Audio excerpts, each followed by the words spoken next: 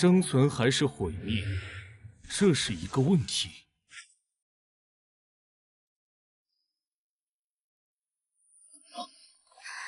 林玉学长，我喜欢你。不好意思，现在是我的排练时间，我的私人时间也都用来学习和练习演技了，暂时也没有谈恋爱的打算，抱歉。学长，你不要误会，我并不是要和你交往，我对你的喜欢只是粉丝对偶像的喜欢，我可是你的狂热粉丝哦。粉丝吗？如果是要送礼、合照和签名的话，明天演出结束会有互动环节的。不，学长，我想你误会了，我并不是那种会满足于合照签名的粉丝哦。那你想要什么？我想要你的命呀！真巧，沙漠之鹰，你要做什么？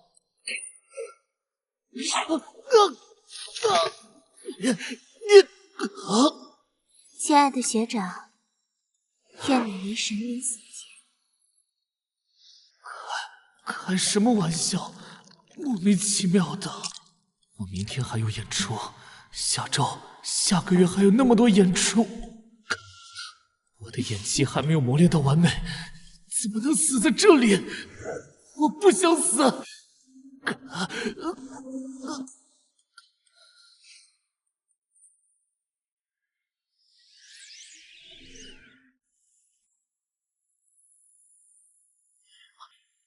这是什么地方？地府，冥境。嘿嘿嘿，你是？欢迎来到死亡游戏的等候室，幸运的死者。死亡游戏，我真的已经死掉了吗？嘿嘿嘿，我感受到了你对生的强烈渴望。来告诉我，你的选择是心甘情愿的彻底死去，还是加入这场游戏，去获得生的机会？难道我还有得选吗？我参加。明智的选择。欢迎加入死亡游戏，玩家林玉，祝你游戏愉快。正在为您抽取初始职业，恭喜您获得唯一职业欺诈师。职业能力：发动能力后，你对他人进行欺诈，若被人相信，会在一定程度上成真，其成真的程度取决于他人对你的相信程度。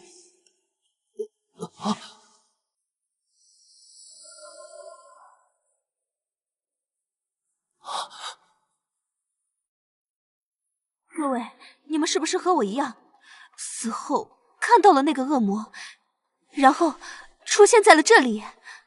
我觉得目前的情况就像小说里一样，一群人因为意外死亡，被某个神选去玩一些残酷的游戏，然后在游戏中想尽办法存活下去。你明明就是个恶魔，什么狗屁的神明！老子死的就够不明不白了，死后还要来参加这什么破游戏？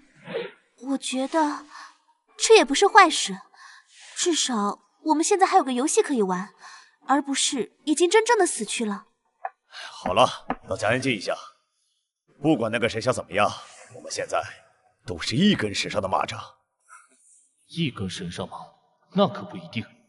嘿嘿嘿，热闹，各位幸运的死者们，晚上好呀！7个人里混入了2个外来者，找到他们，驱逐他们。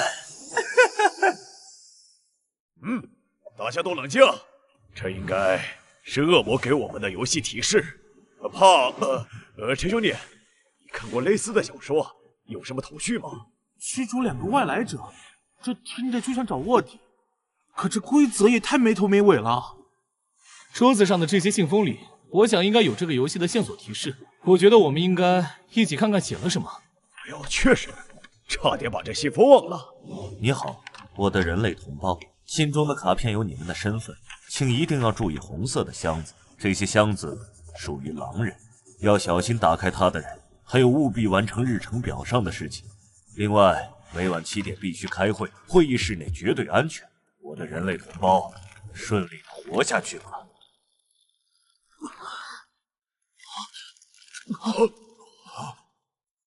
这是一个类似狼人杀的游戏，相信大家都玩过吧？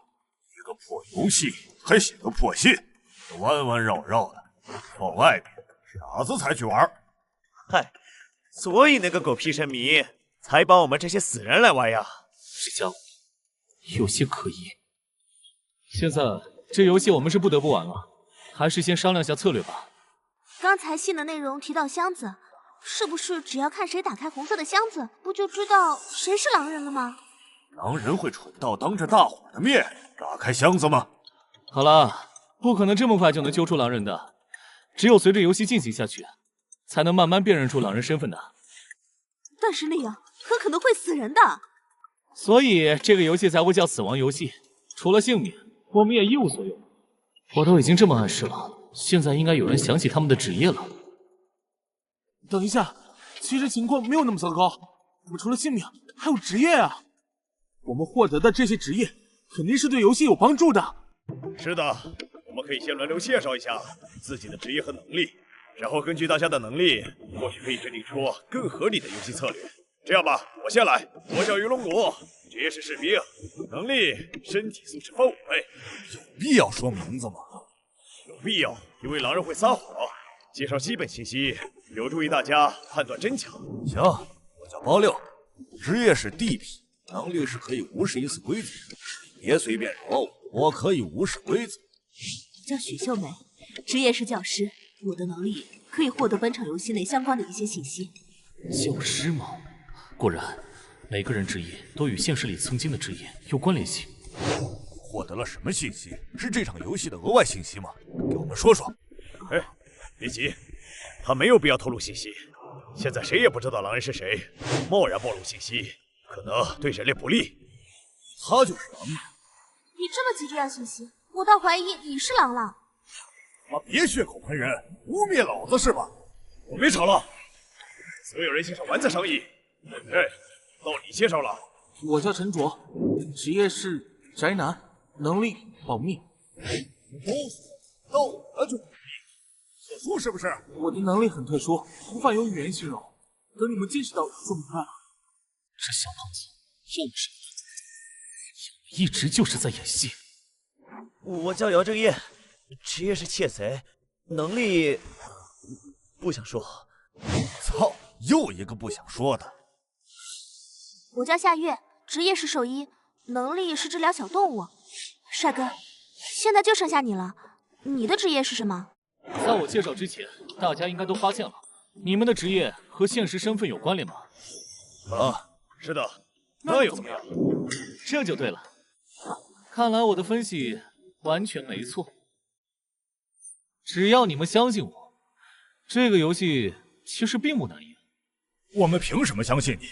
就凭你分析出职业和现实有关，拐弯抹角说我俩不是好人呗？我刻意没提你们职业，就是避免误会。我说这些，只是为了证明我有带领大家获胜的能力。我叫林玉，职业是侦探，而我的能力是查验在座诸位的身份。我操，预言家呀！胡扯，哪有这种能力？你的能力和游戏内容完全匹配，我认为你在说谎。而且职业在游戏开始前就获得了，按理说职业能力不应该跟这场游戏的内容直接相关。这帮人果然没那么好骗。没错，我的能力的确不是查验身份，但我之所以这么说，是因为我的能力确实可以做到这一点。什么意思？我的能力其实是知晓对方一个隐藏的秘密，那放到这场游戏中，不就是可以查验身份了吗？那你刚才为什么不如实告知？因为窥探秘密这种说法会让大家更有抵触情绪，不是吗？听起来比我的能力有利多了。那当然，侦探这种职业就是带队的神，跟着他就能轻松拿下游戏。这就是欺诈师的能力吗？再配合上我的演技，用起来比想象中更加顺利。怎么回事？日程表，信里面提到的日程表。提醒各位，日程表上的任务没有在规定时间内完成，可是会有惩罚的哦。时间不多了。这么多任务，搞什么呢？我连班都没上过，搁这破游戏上班来了。我去修理那个发电机。等一下，你不能就这么离开。小子，别以为你是个什么破侦探就了不起，别看到只剩下15分钟了吗？你这是想害死我们所有人！你单独行动就不怕被狼人杀掉吗？狼人杀游戏最忌讳的就是单走了，你这样只是在给狼人创造下手的机会。我们即使要分开行动，也必须分组。没错，我同意分组，共计7个人，你们2-2一组，我单独行动，这样就能更快的完成任务。你一个人岂不是很危险？哈哈，我对自己的能力很有信心，即使是手持武器的狼人，我也有对抗他的能力。那好吧。分组的人数越少，危险系数就越大。比起赢游戏和阵营获得胜利，每个人第一想法难道不应该是活下去吗？但是为什么没有人去反对呢？侦探，我想跟你一组行动，可以吗？好，我们去工程室修理发电机。这怎么修啊？难道没有个说明书什么的？看着发电机外观，似乎只是一点小毛病，几分钟就可以完成。看来这些任务的用意是将我们分散开，各个击破。头绪这不就来了？不愧是现实里做侦探的，你这观察也太细致了。找到故障了，这台发电机需要补充润滑油，不过这润滑油存放在1层的杂物室中。需要1层的杂物室润滑油是吗？我去拿吧。不行，我们组队就是为了避免单独行动。任务时间不多了，你留下继续研究这台机器，不用担心我。反正我这条命本来就是捡来的。也好，现在1楼只有胖子和教师那一组，你快去快回，可能就不会有事。时间尽量控制在5分30秒内，如果超过这个时间，你就会比较危险了。肯定会快去快回啦，有倒计时的嘛。演得真累，不过这些人的反应真的很反常。目前我的智力和冷静还远远不够，要是能获得超强的逻辑分析力就好了。算了，先不讲了，这5分钟左右的独处时间得好好利用起来才行。不行，不能在这里浪费时间了，去别处看一看有没有信里提到的箱子。是箱子，棕色的箱子，得赶紧吃掉。狼人的伪装往往连同族也会骗过，我也没必要告诉夏月我曾打开过箱子。不过夏月怎么还没回来？已经快8分钟了，莫非夏月遇到了什么意外？抱歉，这润滑油放的位置有点高，我拿到它费了一番功夫。还好，时间还够。真是意外啊！今天竟然一个人都没有死掉。喂，士兵，你这话是什么意思？没有死人难道不好吗？当然是好事了，但这也意味着狼人比想象中能隐忍。若是他们忍不住今天就杀人了，此时自然就有了突破口。2-2分组最大的意义不就是这样吗？你这说法也太残忍了吧！别太天真了，小姑娘，你还没意识到这是一个死亡游戏吗？退一万步讲，哪怕狼人真的不杀人，人类为了活下去，也至少要淘汰2个狼人，而淘汰就是死亡。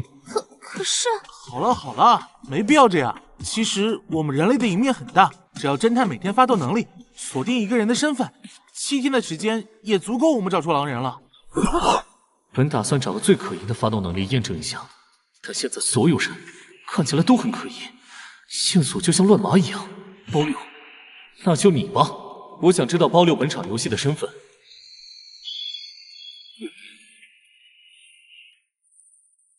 喂，侦探，查验了谁？快点把查验信息说出来呀！我刚才已经用能力验证了一个人的身份，不过抱歉各位，我现在不能说明我的查验结果。不是哥们儿，你查了就说呀，不能说是个什么意思？怎么还神神秘秘的，当谜语人是吧？侦探，你这是什么意思？无论你查到狼人还是人类，爆出来都是最佳选择吧？你们觉得公开是有利的吗？仔细想想吧，蠢货们，如果我查到那个人的身份是人类呢？的确，如果查到的人是人类，那爆出来可能并没有太大的效果。都已经排除掉一个选择了，怎么会没用呢？但是这个和普通的狼人杀游戏有个很大的不同，你可能没注意到，那就是狼人不知道自己队友是谁。那又咋了？第一天狼人没有杀人，有没有一定的原因，也是因为怕叨到自己的队友呢？哦，原来如此，不公开出来是不给狼人准确的击杀目标。倒也不算蠢到无药可救。那我们今天怎么办？我的提议是不提名任何人，白天是平安日，晚上也是平安夜。等我明天的查验结果再做决定，如何？如果你明天查到的人身份还是人类怎么办？查到人类，我也会一并公布的。除去我，剩下5个人类里出2个狼人，总归是好盘的。更何况，如果你们相信我的查验结果，等于默认我是好人哦。2%的概率，虽然不低，但还是查到人类的可能性更大。说不定明天一查就是个狼人呢。今天理论上能查到狼人的概率是1/3，我还是一下子就把包六揪了出来。等一下，包六是和姚正业组队的，他们很可能是双狼。这真的是因为运气吗？不对，有问题，很大的问题。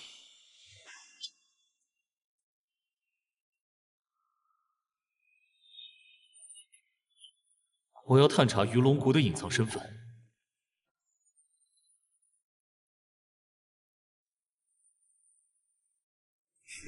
又是个狼人，明天游戏似乎可以结束了。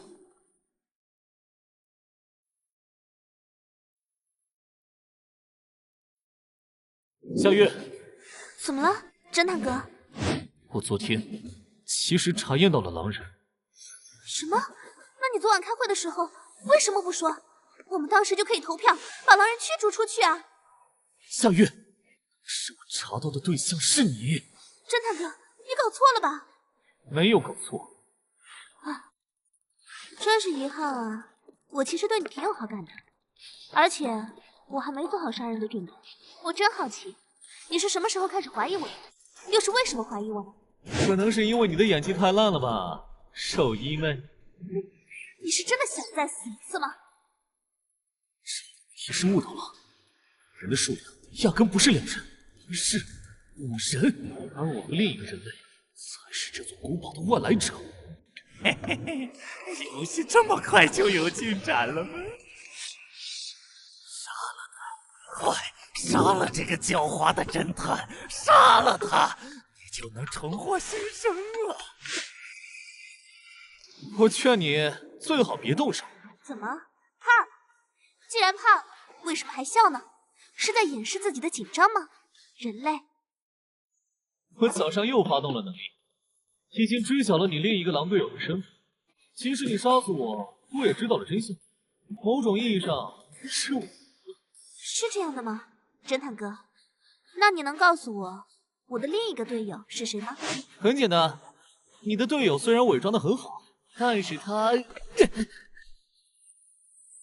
你个侦探哥，你可真够怂的！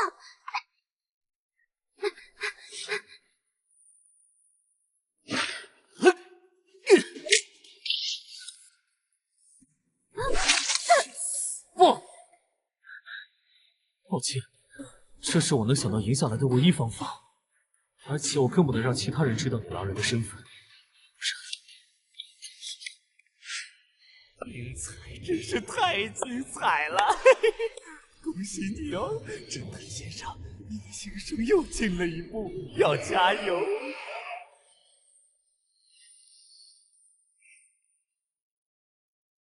看来我的队友只能是陈卓和许秀美中的其中一个了。喂，林雨，你怎么一个人？夏月呢？我不知道，我和他走散了，我也正找他呢。你们要是看到他，记得让他来1楼找我。走散了？怎么会？我哪知道？5、4、3、2。是你召开的紧急会议吗？不是。我们发现了兽医的尸体。我和陈卓在1楼做完了任务，正准备去2楼，随后我们就在楼梯上发现了夏月的尸体。就是他！我们发现尸体前，在楼梯撞见他独自一人。他说和夏月走散了，行径非常可疑。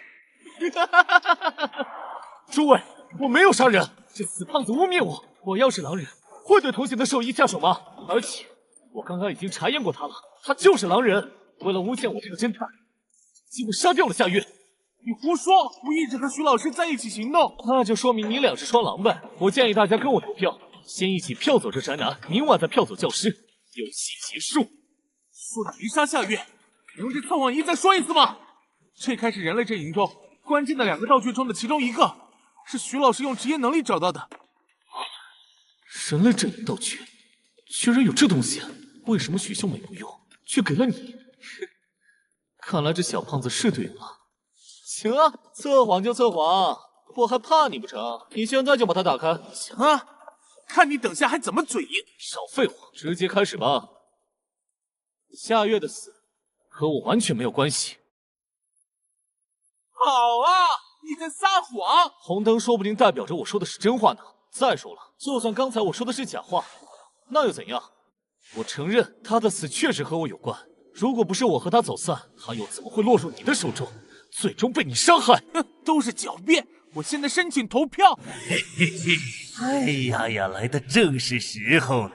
正值猜疑，还有死亡的气息，真是太美妙了。那么现在开始投票吧，写出你们想要放逐之人的姓名。本轮投票结果为：林玉得票数2亿，陈卓得票数2亿，票数持平且无人得票数超过存活人数1半，故无人放逐。嘿嘿嘿，你们可真是有趣呀！不是哥们儿，你们在干什么？为什么不票这个宅男？他在踩我这个侦探啊！我才是全场最高身份！我操，服了！会不会玩？怎么不跟票啊？不是，你才是狼人啊！你怎么把我的词都说了？投票结果已经说明了一切，这意味着大家的想法并不统一。虽然没有清除掉外来者，但未必是坏事。这也给了我们更多的时间去分辨。是狼总会露出尾巴的。在老子看来，你们2个都不可信。那个破仪器谁知道是真是假？万一你俩唱双簧呢？好，要的就是这种混乱和猜疑，这样我才能利用信息差将你们各个击破。哇，真累啊！经过昨晚那番亢奋的发言，且有些弱智的表演，应该足以让那4个狼人把我当成队友了。就是陈卓那个死胖子有点蠢了，只是不知道现在包里和杨彻夜会不会聪明的分析出狼人数量其实是5个的这个结论。侦探哥，林哥做任务呢？你是窃贼，为什么一个人过来？你的队友呢？不要慌，知道你是狼人，我们是队友。我不信你，我警告你，不要靠得太近。哎呀，我真的是队友。你看，这是我的狼人专属武器。你竟然也是狼人啊！等下，你该不会是发动了窃贼的能力，偷了我狼队友的武器，故意来诓骗我的吧？哎呦，大哥，我真是你队友啊！我昨天亲眼看到你成了手艺。原来拐角的那个身影是你。是的，昨晚开会的时候我都没和别人说，这下你总该相信我是你的队友了吧？这么说，你真是我的队友？那太好了，我们2个人可以一起行动，先去把士兵干掉。毕竟鱼龙国的威胁对我们太大。但是真的大哥，有些事很怪，和我同组的地痞好像也是狼人，而且我们昨天就互动过身份了。你真的这么确定吗？侦探哥，你之前猜的没错，我作为窃贼的能力，确实是偷别人身上的东西，每天1次，随机拿走1件。昨天做完任务后，地痞鬼鬼祟祟的说要去厕所，可我偷瞄了一眼，他根本没往那走。我心里起疑，就对他用了技能，结果竟从他身上摸出一把刻着狼头的西瓜刀，这绝对是狼人的武器。我当时就跟他摊牌了，说了我的身份，把刀也还了他。他开始还不信，后来我们找到了个狼人箱子，我当面打开之后，他才彻底信了我。哥，你说狼人会不会不止2个呀？你被那地痞给耍了，用狼人箱子和武器检验身份，想法确实不错。可你忘了他有什么能力？是啊，他能无视一丝规则，他是有能力开的箱子。哎呦，糟了，那我的身份已经暴露了。我刚刚用了今天的侦探能力，地痞的身份是人类。那现在怎么办？他已经知道我是谁了呀？别慌，昨天开会他没点你，说明他暂时还想跟你装下去。就他那自私暴躁的性子，估计也没打算跟别人共享情报，八成是想自己揪出2个狼人，或者亲手干掉。我甚至怀疑他根本不在意同阵营的人死活，说不定还巴不得场面更乱些。就像昨天夏月死了，他说不定还在心里叫好，毕竟第1天他们就吵过。这地痞真不是东西。林哥，我们接下来怎么做？先下手为强，趁他还没防备，你直接去偷袭，做了他。林哥，你说的对，现在只能先下手为强了。可是林哥，地痞毕竟和我同组，杀了他，我嫌疑不就大了？无妨，你去杀他时，我也不会闲着，我会找机会再杀一个，到时候一下子死2个人，场上咱们2个狼人都在。昨天投票你也看到了，只要我们2个把票绑死，就不会被投出去。哪怕我没有找到好的机会，你也尽量藏好尸体，说不定我们有机会直接开双刀，然后开会票走最后一个，这还不直接赢？可以，就这么办。林哥，我就知道你聪明，有你当队友，真是太幸福了。切记，一定要小心，因为这一切都建立在你能成功弄死地皮的基础上。所以，见到他之后别犹豫，直接动手。对方说什么都别犹豫。放心吧，林哥，我肯定把他这件衣服都劈死。这下子，无论姚正业能杀死包六，还是包六反杀姚正业，狼人的数量又减少了一个。那么，接下来该用什么办法重新取得小胖子的信任呢？对了，箱子，去找人类可以打开的箱子。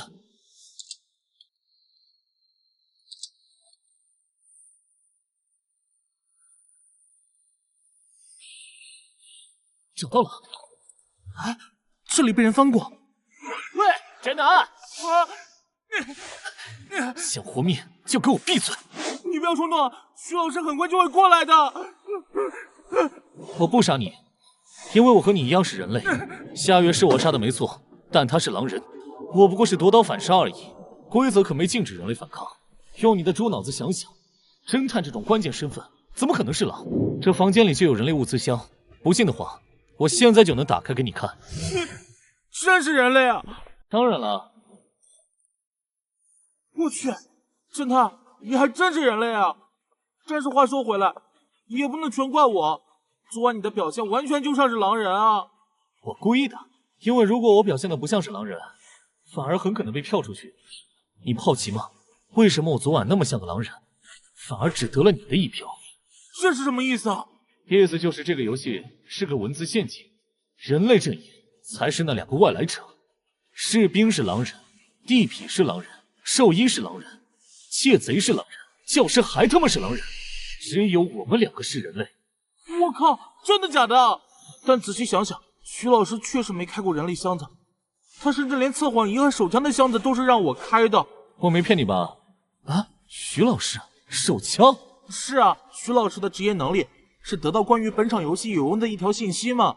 他得到的信息就是本场游戏里人类阵营有2个超级强力的道具，一个是测谎仪，一个是手枪。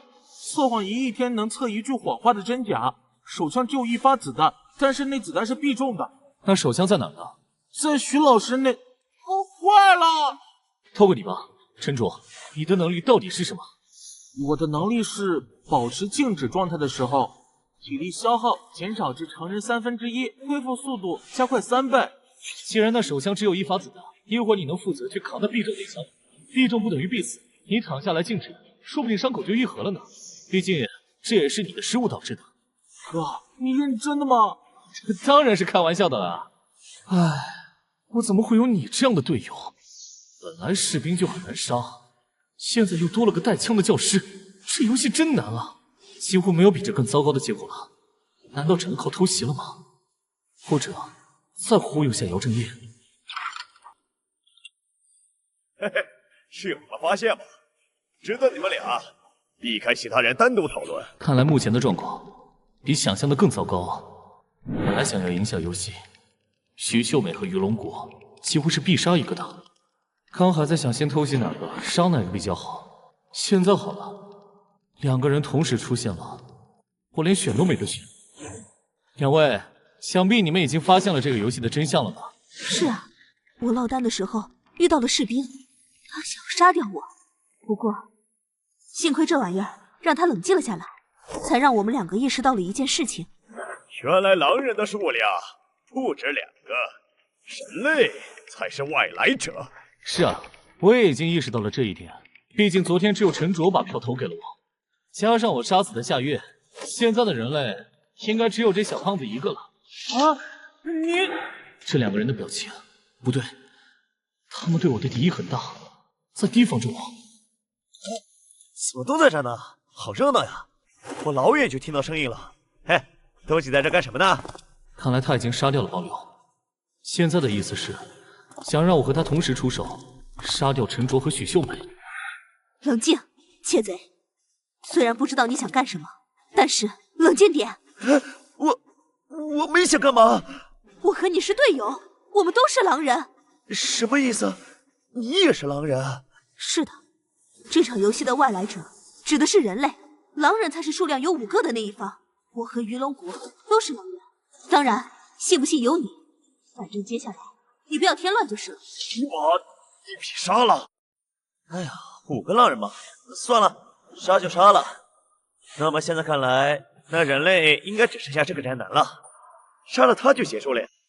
操了！原来你们都是狼人，这游戏还怎么玩啊？不玩了，你们爱杀就杀吧！操了！没想到你个小胖子倒是挺义气，不过没有用啊。5个狼人，哼，你错了，宅男，你身后的侦探就是你的队友，根本就不是狼人。你什么意思？凭什么说我不是狼人？我看你才不像是狼人，我有狼人武器的，你呢？你不用想着反踩我，我也有狼人武器。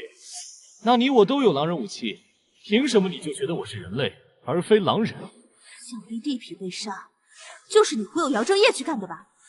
不是忽悠，而是我和侦探2人商议后，我才去杀地痞的。你分明昨天就知道了狼人的数量更多，为什么还要去杀了地痞？我……哎呀，行了，你也不用狡辩什么你也刚反应过来之类的话。虽然你昨天在会议上表现得很像狼人，但是我很清楚你的用意。侦探，你是个聪明人，别说蠢话。你要是不说清楚，那只能送你去见地痞了。窃贼告诉我，他和地痞互相认狼，是因为地痞有狼人武器。但是我瞬间想到了地痞无视规则的能力，所以，我怀疑狼人武器可能是他用能力拿出来钓鱼的。唉，当时教师和宅男、地痞和窃贼这2组看起来绑得很死，我以为这2组是双狼互认，所以最初在我眼里，士兵和兽医更像人类。但杀了兽医后，我验出士兵你是狼人，这才意识到其中一组里其实有人类在装狼。谁能想到这宅男太蠢，被教师忽悠的团团转，导致了我信息误判。真是对不起你了，窃贼兄弟，我太自负了，所以没跟你说真相。我靠！要不是亲眼看你打开了人类的箱子，我还真信你就是个狼人了。他娘的，侦探哥，你真是耍得老子好苦啊！啊，你说的倒是很有道理。哼，侦探，你这家伙确实很危险，你的话也太有欺骗性了。要不是我有决定性的证据，还真要被你骗过去了。你有什么决定性证据？你那把匕首其实是兽医的。我在第1天完成任务后，看见他独自进入杂物室。等他离开后，我在里面发现了一个已被打开的狼人武器箱。怪不得那天他去拿个润滑油用了那么长时间，原来是开箱子去了。别挣扎了，侦探。这个游戏，人类本来就几乎不可能胜利。你能杀死兽医，设计害死地痞，已经很出乎我的意料了。但有没有可能，我确实是个狼人呢？听玉，狼人有5个，就算你是狼人也无所谓，死掉1、2个对游戏也不影响。今天无论如何，我都会杀了你。看来玉龙国是不会放过我了。没想到运气这么差，功亏一篑在一个巧合上。打肯定是打不过的，不行，必须冷静下来。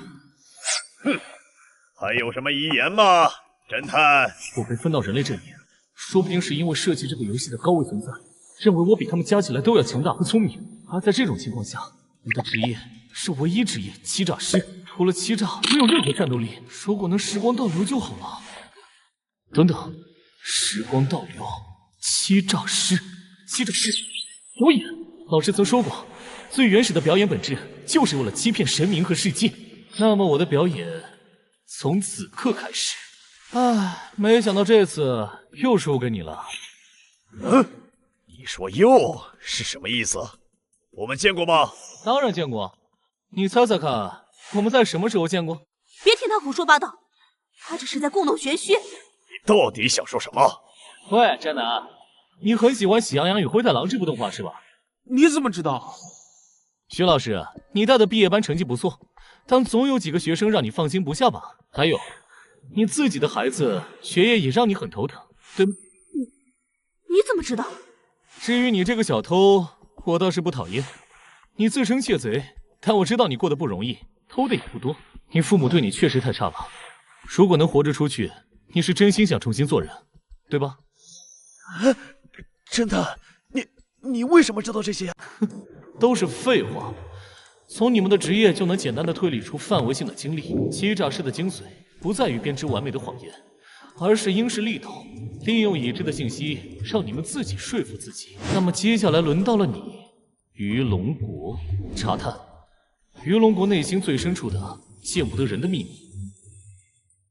其实我挺不喜欢你的，不过你是真惨，你很放心不下你妹妹吧？尿毒症，即使她患了肾，也离不开你的照顾。你他妈的，到底怎么知道这些的？如你们所想的那样，这并不是我第一次进行这个游戏了。虽然你们无法保留记忆，但是这个游戏在我这里却已经进行了10余次。什么？怎么可能？怎么可能？你在胡说八道什么？所以我才了解你们，知晓你们每个人为何想活下去的理由。虽然不知道你说这些干什么，这是你用侦探能力得出来的吧？不信吗？测谎仪啊，前几次真是帮了大忙啊！听好了，我觉醒的并非是侦探，而是唯一职业。我是唯一职业，职业名称玩家，能力是回档。回档是回到过去重新再来一次吗？不错。这不可能！只要你没有胜利，你岂不是可以一直回档？我不信，至少他不可能随意回档。他这个能力的发动一定有某种限制，只需要在他发动回档之前把他控制住就好了。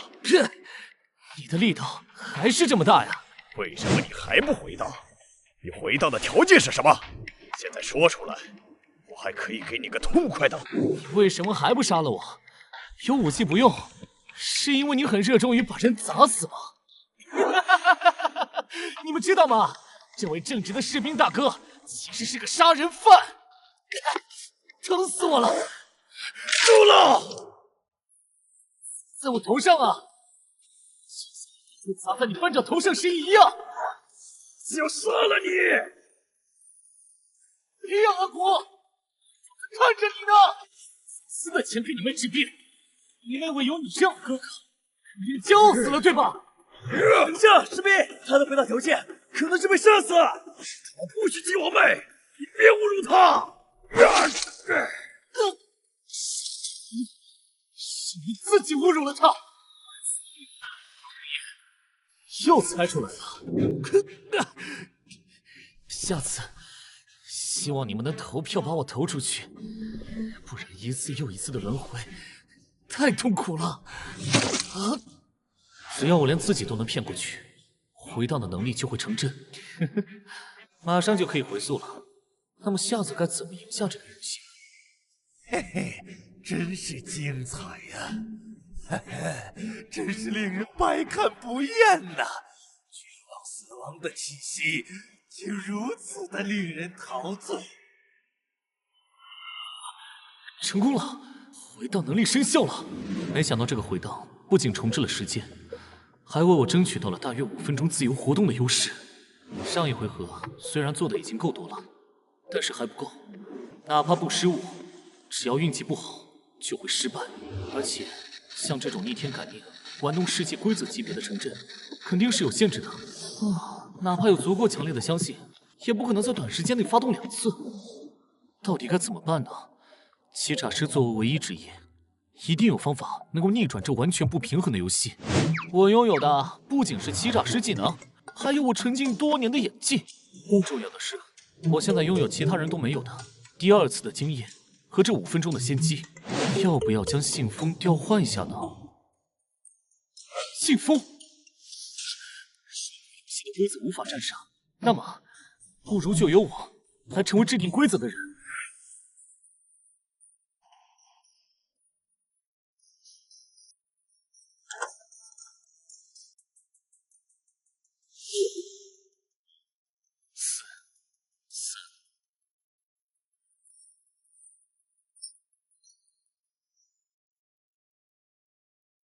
各位迷途的羔羊们，欢迎来到我的游戏。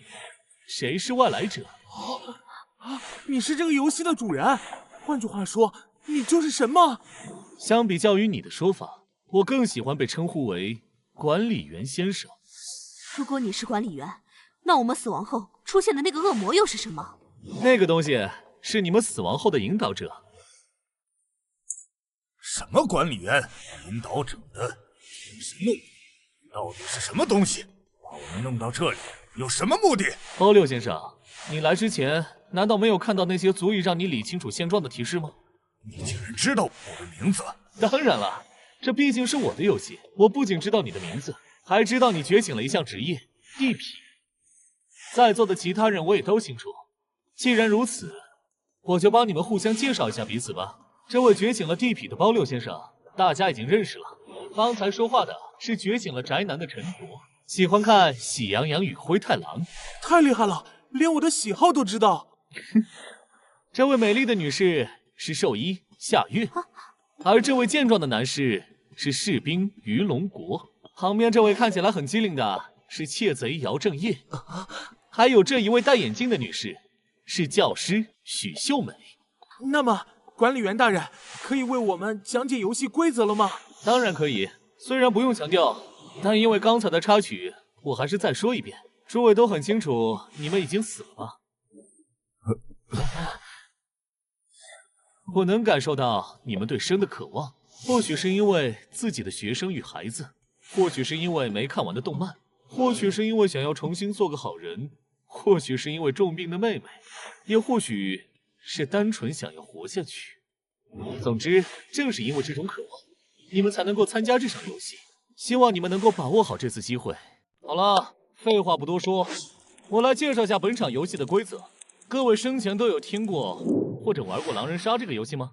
本场游戏的大致玩法和那个类似，你们也会被分为狼人和人类两个阵营。接下来我会将身份和具体规则的说明书发给你们。好了，大致规则你们已经清楚了吧？有什么疑问吗？管理员先生，我有一点不明白。我记得我进入这个游戏之前，看到玩家的数量应该是7才对吧？为什么这里只有6个人？很聪明嘛，士兵啊！我很喜欢你的敏锐，恭喜您发现了本场特殊规则之一。本场游戏中存在一名觉醒了特殊职业的玩家，他觉醒的职业名为独行者。这个人会藏匿在这座城堡的范围之内，所以他并不会和你们在一处醒来。这个人的阵营是狼人还是人类？他的阵营和职业无关，同时他将不会参与投票环节。啊，那他要是人类，岂不是相当于好人的阵营白白少了一票？放心吧，这个游戏没有你们想象的那么简单的。管理员先生，那独行者的能力除了和我们不出现在一处，还有什么吗？我只会告诉你们他们的职业名称，他的职业能力是否公开由他自己决定。还有，你们自己的职业能力是否公开，也是由你们自己决定的。是吗？那我选择公开。当然，士兵的能力是身体素质获得5倍强化。不是，为什么要多此一举？自己想公开自己的能力，不是随便说就可以吗？我想，士兵是希望以此来证明我没有说谎吧。毕竟作为管理员，我不仅清楚你们的职业、能力、姓名等等个人信息，还对这个游戏之中的一切布置和机关都了如指掌。是这样吗？心眼子可真多。不过，我给自己的管理员特权，也仅仅是了解这个游戏内的构造罢了。为了保证这个游戏的公平性，我是不会直接出手干预游戏进程的。我甚至都不清楚你们每个人的阵营身份具体是什么。成了，他们都相信了。从此刻起，我即是规则，管理员的身份此刻成真。那么便速战速决吧，结束这个游戏。不过各位，我虽不会直接干涉游戏进程，但依然会与诸位一同在这座古堡中活动。当你们遇见我时，可以向我提出一个问题，无论是他人的位置、能力，或者杀人与否，还是这座古堡里的机关与物资分布，我都可以解答。不过，问题是需要支付一定的报酬，我才会回答的。我们需要支付的是什么？其他人的性命。你们每杀掉一个人，就可以获得一次问问题的机会。换句话说，这个游戏不只有狼人能杀人，狼人只是有武器优势而已，是吗？是的，你们这一批玩家比我想象的有趣太多了，所以我决定再给你一个提示，并非关于这场游戏，而是整个死亡游戏的提示。什么提示啊？游戏通关的条件固然是阵营胜利，但所有活下来的玩家将会平分任务奖励。任务奖励是什么？是时间，美丽的小姐，或者换种更容易让你们明白的说法。什么意思啊？通关奖励就是你们的寿命。这场游戏过后，你们会复活，但是想要一直活下去，就要不断的参加游戏。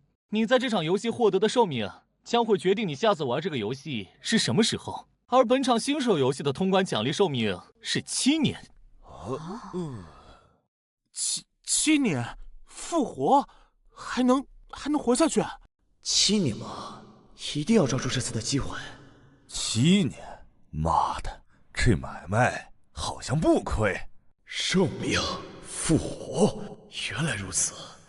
那么，为了妹妹，这场游戏我必须赢。哎呀，时间差不多了哦，我建议你们马上开始行动。不要忘记，你们的敌人可不只是身边的人哦。这座古堡本身也是会吃人的。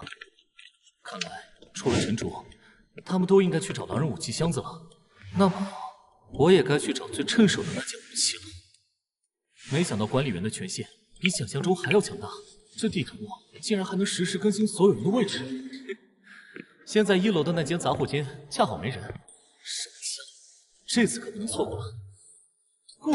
太好了，有了这把手枪，即使再次面对鱼龙国，也有自保的能力了。果然，没有了偷袭的先手优势，窃贼是无法战胜地痞的。那么就去看看这个被窃贼杀死的地痞吧。小偷就是小偷，还妄想偷袭我，厉害啊！没想到窃贼竟然第一个死了。哟，这不是管理员大人吗？有失远迎啊！你还真是给了我一个惊喜啊！哎呀，那有没有什么手杀奖励之类的？理论上没有，但是你这么问了，送你个免费的消息吧。在你身后的厕所里，洗手台下方有个狼人武器箱子，希望你能用得上。哎呀，你不是不知道我们的阵营身份吗？我是不知道，但是我可以猜测嘛。动手这么快，而且看样子是你主动攻击的姚正业，说明你肯定来自一个本来就需要杀人的阵营。在你看来，反正迟早都是要动手的，不是吗？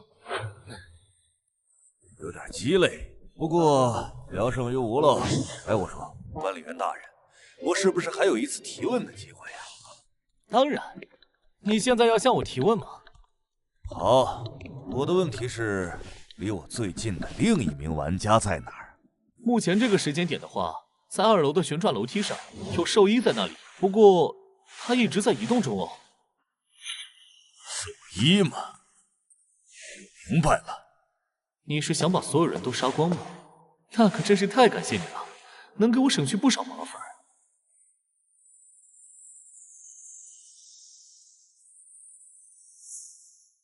好吧，我收回刚才的话。不过这样也可以，毕竟又少了一个狼人。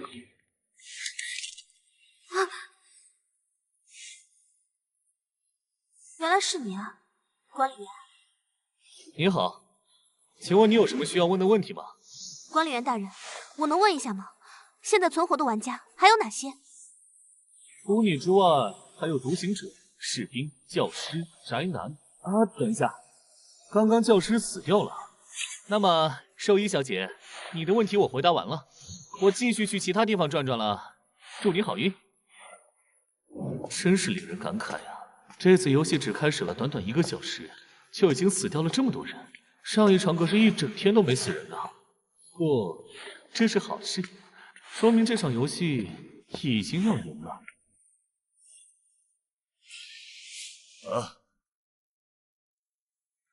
您好啊，士兵。是你啊，管理员，有什么事情吗？当然是看到你已经动手成功了，所以来问一下，你现在有没有问题要问？想不到管理员同志这么热心呢。至于问题嘛，士兵，先别着急问他，你是那个兽医？你想干什么？你已经杀了教师，你先别急着辩解或者对我动手。听我说，我杀了地痞，而地痞刚才在1楼杀了凯子，尸体被我找到了。那么现在场上只有你、我、宅男，还有这位管理员存活了。你的意思是，管理员也是玩家之一，而独行者并不存在？指控游戏管理员吗？你们这批新人很有意思啊！别演了，你其实就是独行者。这个游戏恐怕根本没有管理员。你是如何得出这个结论的？因为死人的速度实在是太快了，让这个游戏之前记载在信件上的那些堪称繁琐的规则都变得没有意义了。阵营划分、会议投票，甚至任务都没有什么做的意义了。因为这个游戏1天之内人就会死，所以我觉得非常的反常。而这一切的源头都是这位管理员给出的提示，他的提示把这个游戏变成了一个单纯的在封闭空间内互相杀戮的游戏。还有一点，规则的说明都是依托于一封信件来完成，但是偏偏这个家伙闯进来，还大摇大摆地自称游戏管理员，不是很让人奇怪吗？有一定道理，但是不足以说服我，因为只凭这些，不敢这么笃定。很好，士兵，你很聪明，这些确实不是我如此确信的理由。我身为兽医的能力是与动物对话，在刚才我对这位管理员的身份产生怀疑之后，我与这些乌鸦进行了简短的交谈。我问了2个问题，其一是他们有没有看到这座庄园内除了我们6个和管理员之外的第8个人，答案是没有。其二，我问了游戏开始后管理员的行动，他最开始直奔了1楼的一间杂物间，打开了个物资箱子。若他是管理员，他为什么要开物资箱子呢？如此一来，确实很让怀疑你这个管理员了。只是我很好奇，你为什么会那么了解我们？了解我们的个人信息，很可能是他的职业能力，亦或是这家伙并非是新人玩家，所以有些什么独门方法吧。我们一起来试着挑战下这个管理员吧，毕竟他的目的好像是我们所有人最好都在第1天死完呢。真是精彩的推理啊，夏月，你真是超乎我的想象。没想到上一场第1个死的你，竟然这么聪明和果决，能从如此有限的信息推理出我才是第7个玩家。谢谢夸奖，管理员，我也只是太想活下去了而已。是吗？仅仅做到这一步，其实还远远不够。因为推理虽然精彩，但这场游戏的底色终归还是暴力。那么，美丽的兽医，现在将为什么刚才做出推理和判断的是我，你却先开枪打死了士兵呢？哦，这个嘛，因为我感觉他可能被你说服了，而且你们2个之间，他的威胁更大。哪怕我能确定你是100%对我有敌意的，我也依然会先杀他。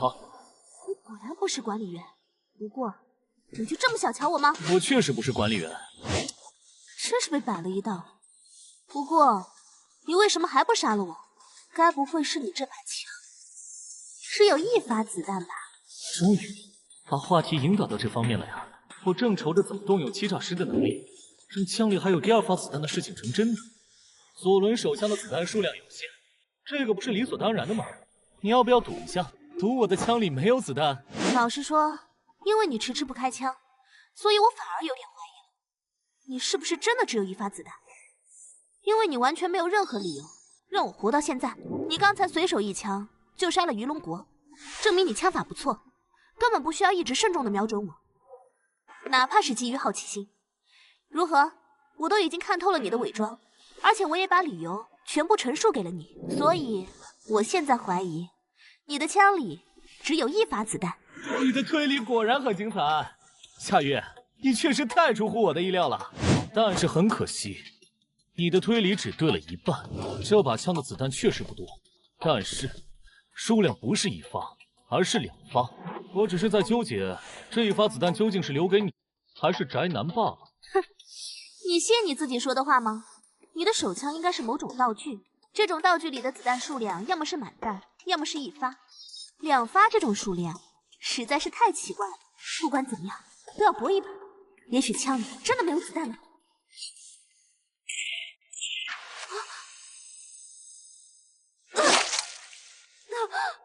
果然有第二发。虽然你嘴上说着不信不信，但其实你很相信我有第二发呀。不过也不怪你，毕竟只要你相信，一切才能成真。终于结束了，狼人阵营全灭。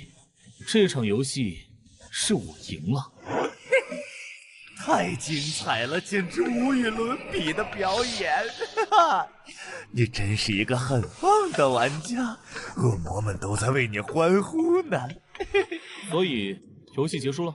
当然当然，恭喜你幸运的死者领域，你成功赢得本场死亡游戏，那么便去领取你的回报吧。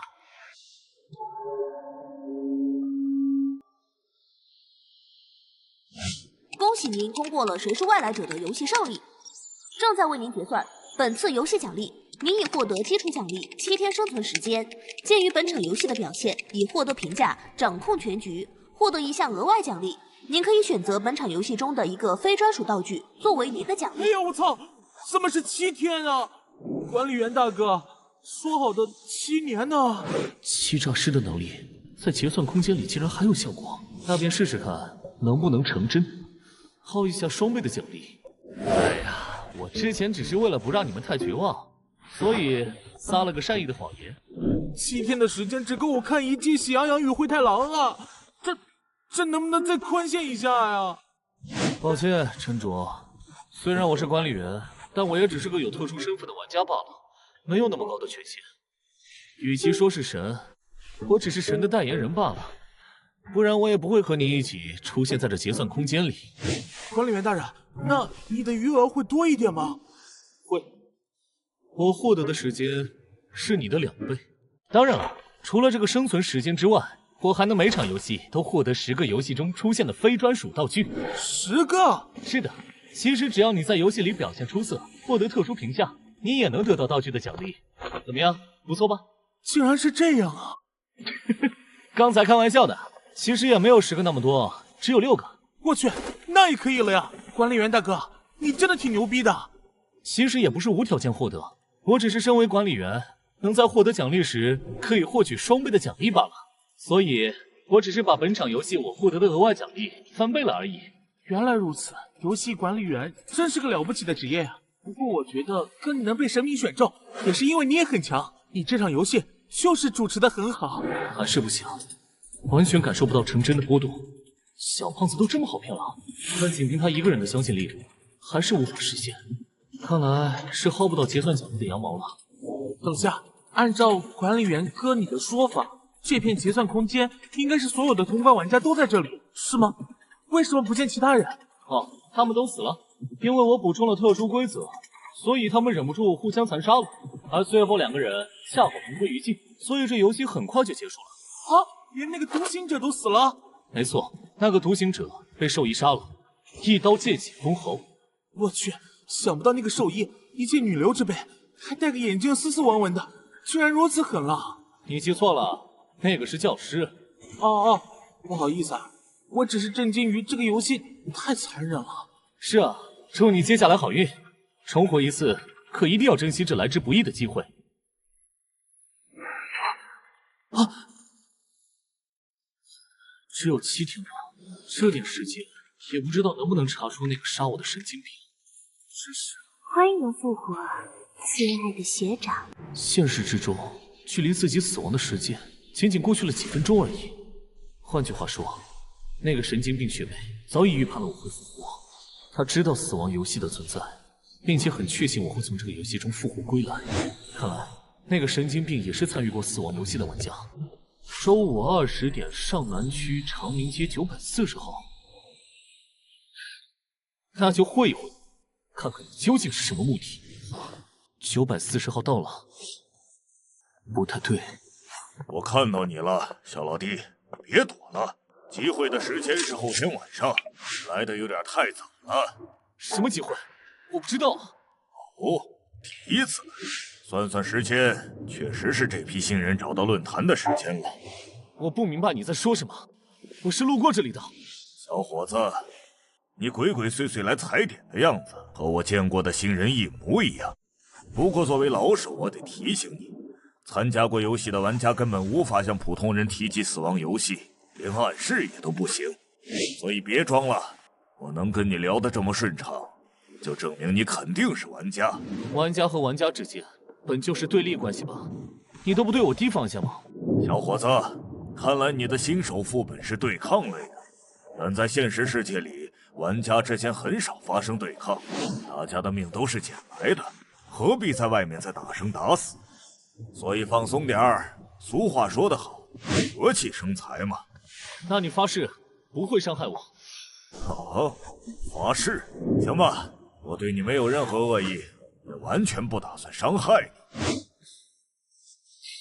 哦，你这新人还怪俊俏的，而且只花了1天时间就找到了论坛，解开了谜题，锁定了集会地址，甚至还知道提前过来踩点，真是后生可畏呀。说实话，我真的不知道什么集会和谜题。那你是怎么找到这里来的？有人给了我张卡片，上面留下了这里的地址。真是奇了怪了，这人怎么会把集会的地址就这么交给了你一个新人？难道是什么组织想拉拢你？但是拉拢人的方式也真奇特。所以这集会到底指的是什么？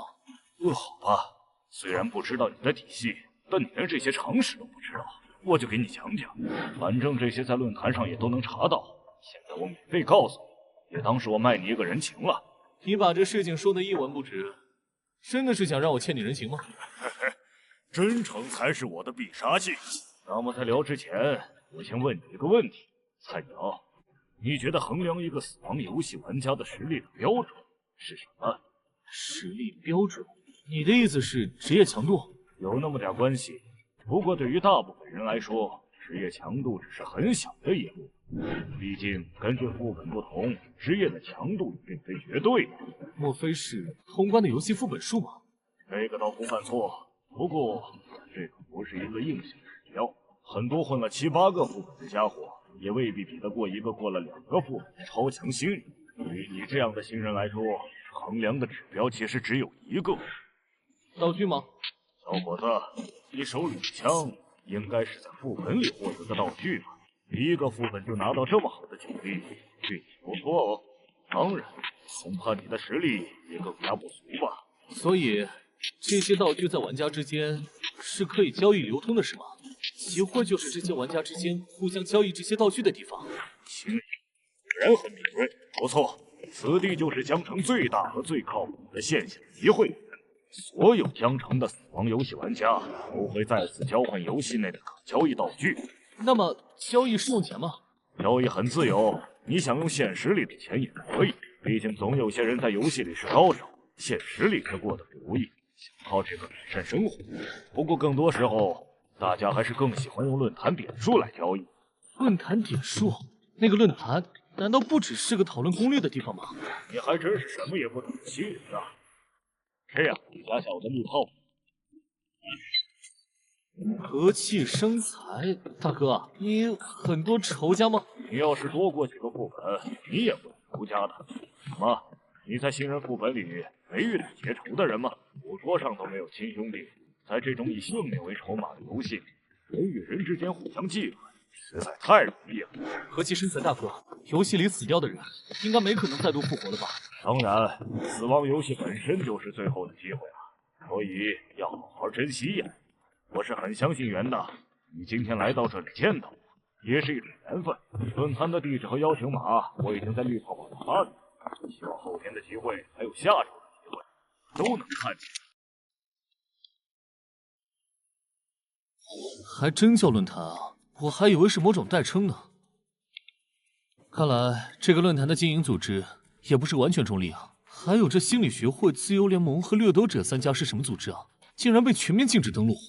不过这些暂时也不是我该操心的，还是趁这2天把各个职业的信息和游戏攻略好好研究一下。没想到这个游戏论坛在各方面讲的这么详细啊！可以交易的论坛积分、游戏副本的类型、各个职业的信息。不过倒是没看出来，沉着的那个宅男职业竟然还是个强化型。既然这个游戏已经存在了，那么我的生活也不可能像以前那样平静了。正好后天的集会，看看能不能利用它赚点钱，先改善一下生活。徐姐，帮我查个人，他叫陈竹，听口音可能是江城人，喜欢看动漫，标准的宅男。是人得罪你了？对，打游戏把我坑了，然后把我信息开出来了。我准备线下真实他，但我水平不够，只查出来他真名是陈竹。明白了，我也最烦打游戏坑了人还开盒的了。放心吧，交给我。喂，住手！你们哪个班的？老师，我们闹着玩呢。管理员大人，您怎么找到这里来的？我是管理员，当然有我的法子了。果然，欺诈师的能力在现实里对小胖子还有着作用。为什么不反抗？就算之前逆来顺受，明明都是死过一次的人了，为什么还不能硬气一回？反抗也没用，我确实打不过他们。反正都高2了，再忍一阵就过去了。要是我得到的是士兵的能力，我肯定就反抗了。可惜我只是个宅男，当然有职业总比没有强，至少我现在挨打后恢复的快多了。死亡游戏给你的力量，不仅是只有职业，还有道具。如果你能获得一件足以改变现状的强力道具呢？我都有道具了，还能让人给欺负了？这个是甩棍和敏捷药剂。这甩棍和普通的甩棍没什么区别。至于这个敏捷药剂，服用后能在1小时内大幅度提升你的反应速度和行动能力。啊，管理员大人，这是干什么？这是我身为管理员送给你的，你看看能不能用？应该会谈说明出来，有效果。看来我的计划可以实施了。真的，管理员大人，谢谢您的慷慨。去吧，陈卓。现在你已经拥有了力量，去做你想做的事情吧。啊，居然还是蓝莓味的，还怪好喝。以前是不跟你们一般见识，但今天让我在大哥面前丢了人。记住，以后见到我给我避着走，不然见你们一次打一次。谢谢你，管理员大哥，刚才的感觉真的棒极了。不过你擅自给我药剂和道具，不会违规吧？不会不会，那些本就是我自己的道具，我赠予你也是正常身为玩家的行为，和管理员无关。像是这样的小道具，我还有很多呢。管理员大哥，这些卖吗？可以的。虽然最开始的目的是为了找你完成欺诈，但从结果来看，我也帮你完成了蜕变。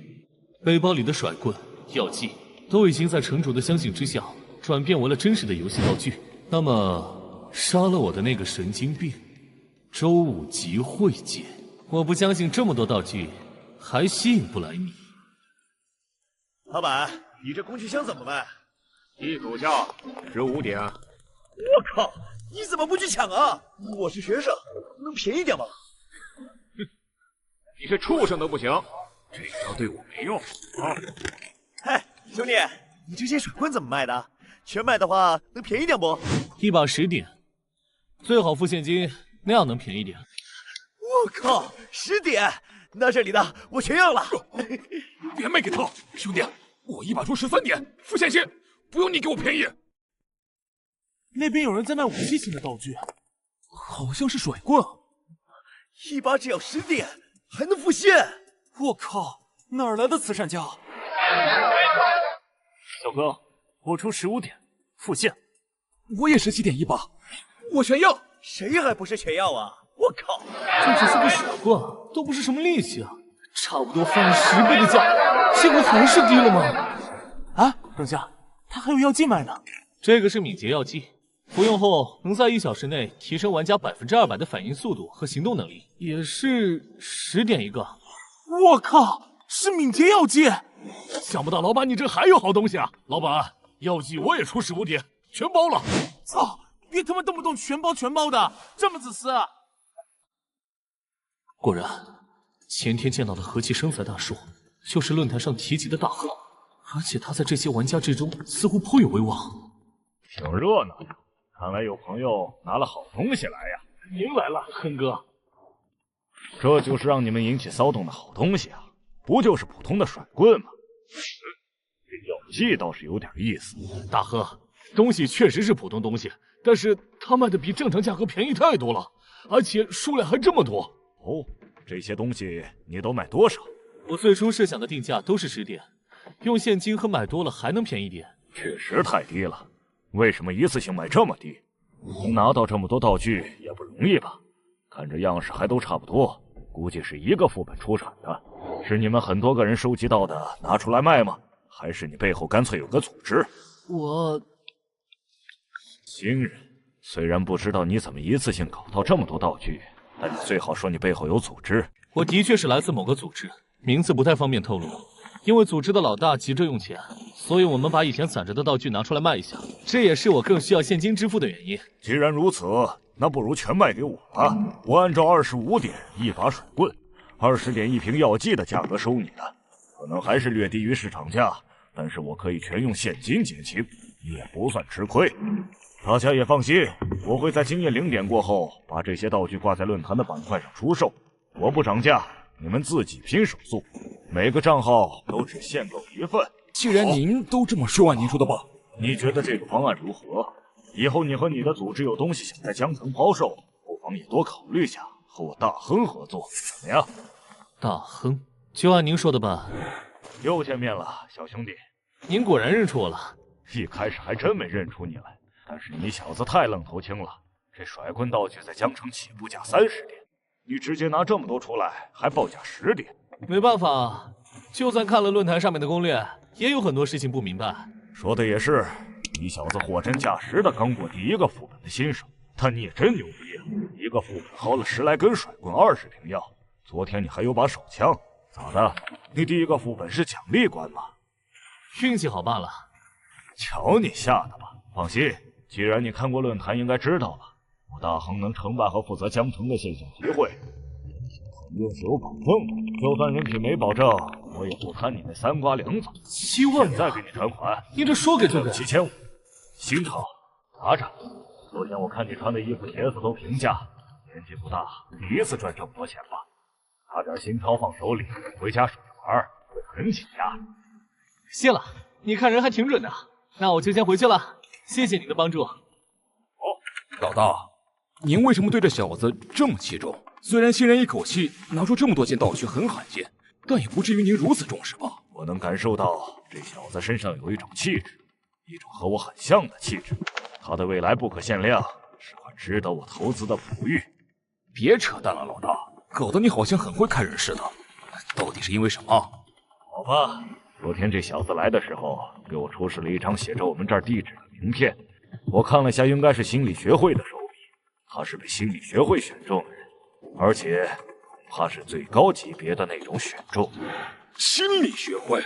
那岂不是说这小子只要不夭折的话，至少会达到3级的水准？不错，而且他的职业恐怕也不会太弱，不然运气再怎么好，也不可能在一个新手副本里就疯狂的拿到那么多的普通道具。这位大亨对我也有点太好了吧？到底图什么呢？不过更让我在意的是，今晚在场这么多人里，居然没发现那个杀我的神经病，给我留下名片地址。这个神经病学妹到底想干什么呢？不错嘛，林玉，不愧是被我们选中的人，不仅顺利通过了第1个副本，而且竟然还在第1次拍卖会里就出了这么大的风。你的潜力果然难以估量。你是什么人？我是谁不重要，不过我可以告诉你，我和把你送进死亡游戏，给你留下名片的漂亮女孩来自同一个组织，我们都是心理学会的成员。心理学会？这不是昨天在论坛看到被禁止访问论坛的那个组织吗？一看扮相就知道不是什么好东西。你们到底是什么人？为什么之前要杀掉我？杀掉？不，我们的目的才不是让你死，而是让你加入死亡游戏。因为根据组织的评估，你很有潜力。不出我们意料，你果然被选中，而且还顺利通关了。潜力？就为一纸评估，随意决定别人的生死？你们可真够疯的！我们组织一直致力于寻找有潜力的人，那些有能力在这个游戏里取得非凡成就，却还没能加入这个游戏，我们绝不容许让他们浪费自己的才能。真是一群神经病，难怪论坛不让你们访问。论坛不过是庸才抱团取暖的地方。好了，我们时间也不多，为了防止被庸才打扰，我还是先把任务完成一下吧。那么，尊敬的林玉先生，你觉醒了什么职业呢？我凭什么要告诉你？因为这也是下一步的评估，你最好配合我。否则的话，就只能我来逼问你了。是吗？那我倒是很期待你来试试看。你好像不是很怕和我正面战斗，专注打匕首可不占优势。而且你还不知道我的职业吧？你的职业是什么没关系，因为我觉醒的职业是最适合搏斗的士兵。不可能，你的现实职业经历和士兵几乎毫无关系。我们调查过，你是一名大学生，看起来你没上过大学啊？你不知道大学要军训吗？看好了，白师，哪怕你拿着匕首，也不可能比得过士兵给我带来的加持。看好了。既然相信了，那我可就成为真的士兵了。好了，我的职业你现在知道了。既然你和杀我的人是一伙的，那我找你报仇也是很合理的吧？该报上你的职业，否则就别怪我逼问你。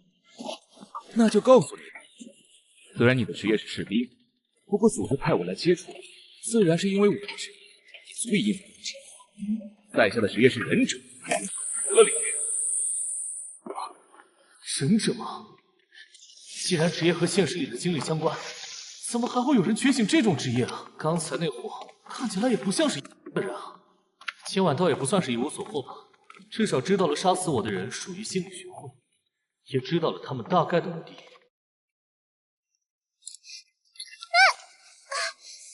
我是你个左东板，怎么没长眼睛？怎么还撞人呢？哎，怎么说话呢？我刚刚站着没动啊，是你走路不看路撞到我了吧？怎么还倒打一耙呢？那你大半夜站马路中间也不对，这里还弄这么多烟，根本看不见呀！哎呀，行，是我没看路，对不起。你还跟着我干嘛？我都道过歉了。我没跟着你啊，我也要往这个方向走。鬼才信你啊！半夜戴着面具，你也是玩家对吧？鬼知道你是不是打算袭击我？你别过来，跟我保持距离啊！我可不好惹，我的职业很强力的，我可是士兵。行，我和你保持距离。先。怎么感觉死亡游戏的玩家好多脑子都不太正常呢？我的自行车呢？车钥匙也没了。笨蛋，我骗你的，我不是士兵，我是窃贼。没想到我一个欺诈师，竟然被一个小丫头给骗了。该车辆已损坏，暂时无法使用。就你这智商，以后基本就告别自行车了。很好，先是忍者，后是窃贼，今天晚上竟遇到一些老鼠了。别让我在游戏里面逮到你们。至于刚刚那个偷车贼，非得狠狠揍他一顿，再让他把车还回来才行。什么情况？逗你玩的，车子还你。这窃贼是有什么毛病吗？这车锁也不是我的那把。西西，你个头啊！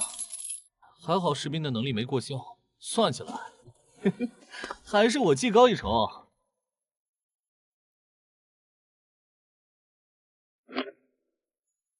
心理学会呢，手段激进，却拥有某种评估潜力的方法。他们是我目前最大的威胁，也是线索来源。而大亨的示好带有投资义务，可以保持后面的合作，但还是需要警惕。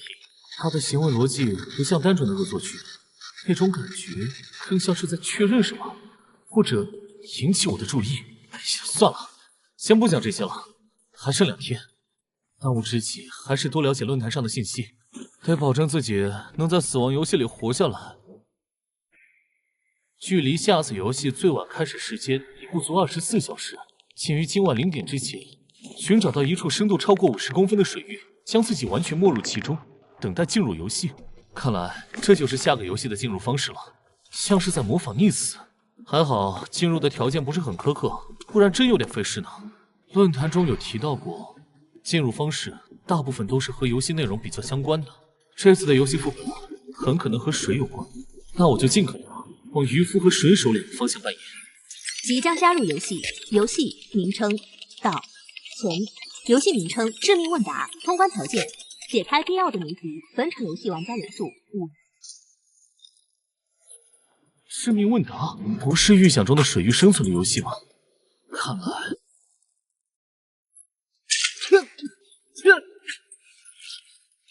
真是和水有关的游戏。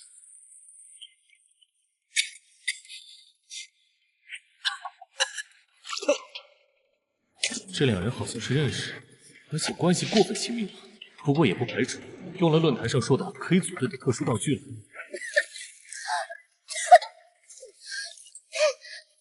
是你，真是现世报来得快呀！没想到还真让我在游戏里遇到你，看我不打断你两条腿！喂，你不要过来！这个副本看提示就知道，很大概率是合作类和解谜类，我们没必要打打杀杀。我知道，但是解谜类断了腿也不影响的。你别过来！咱俩真打起来，还未必鹿死谁手呢。又想跟我装士兵是吧？你以为我不知道你是窃贼？我哪敢啊！再说了，就算我是士兵也没用，你不也是吗？但是别以为士兵就可以为所欲为，我这把刀很锋利的。是吗？你刀有这个好使啊？大哥，我错了，我都是开个玩笑。最后自行车我也还你了呀，那锁甚至都没难倒你，我搁远处都看见了，你哐哐一下子就给那锁砸开了。小伙子，我听出来了，你跟这小姑娘在现实里好像有点矛盾。她锁了你自行车是吧？这姑娘是顽皮，但咱真没必要在死亡游戏里窒息，尤其还是个合作类游戏。挺莫名其妙的，你为什么要对我进行恶作剧呢？你是哪个组织派来试探我的吗？天地良心，绝对没有。那到底是为什么？快说！我就是气不过。那天我去集市卖加速符咒，结果大家都说你刚低价卖了10几瓶效果更好的敏捷药剂，害我一根都没卖出去。后来在路上正好撞见你跟忍者对峙，我一时气不过，就想着捉弄你一下出气。行吧，真是小孩子心性。好了，既然误会都解开了，我们就来简单的做个自我介绍吧。毕竟这是解谜类的合作游戏，我们互相之间了解一下还是有必要的。你们可以叫我铁叔，这也是我的论坛 ID。我的职业是工匠，目前已经通过了10个副本。工匠，强化型吗？能提升使用工具的效率，同时具备非常高的机械理解力。我的论坛 ID 是自愿，职业是医生，目前通过了6个副本。我的论坛 ID 是8号，职业是学生，目前也通过了6个副本。医生和学生嘛，一个技能型，一个规则型。医生能保障团队成员成活率，而学生能在与非玩家的交涉中有一次大幅提高成功率的机会。这两人都是非常理想的组队成员。你们两个好像是一起的吧？组队进来的吗？是的。我们用了组队道具。5个人里面只有我谁都不认识。虽然已经知道你俩是士兵和窃贼了，但还是自我介绍下吧。各位好，我的论坛 ID 是不忘，目前经过了3场副本游戏。不错，我的职业是士兵，你们可以叫我酒水。我刚刚通过1个副本。我也很希望自己是信息型的职业，奈何这里有个认识我的家伙。什么？你刚刚过了1个副本？对啊，这有什么奇怪的？酒水兄弟，你刚过第1个副本，怎么知道论坛的？而且听你的意思，你甚至参加了你们城市的线下集会，运气好罢了。有新人的话，说明这个副本难度可能不会太高。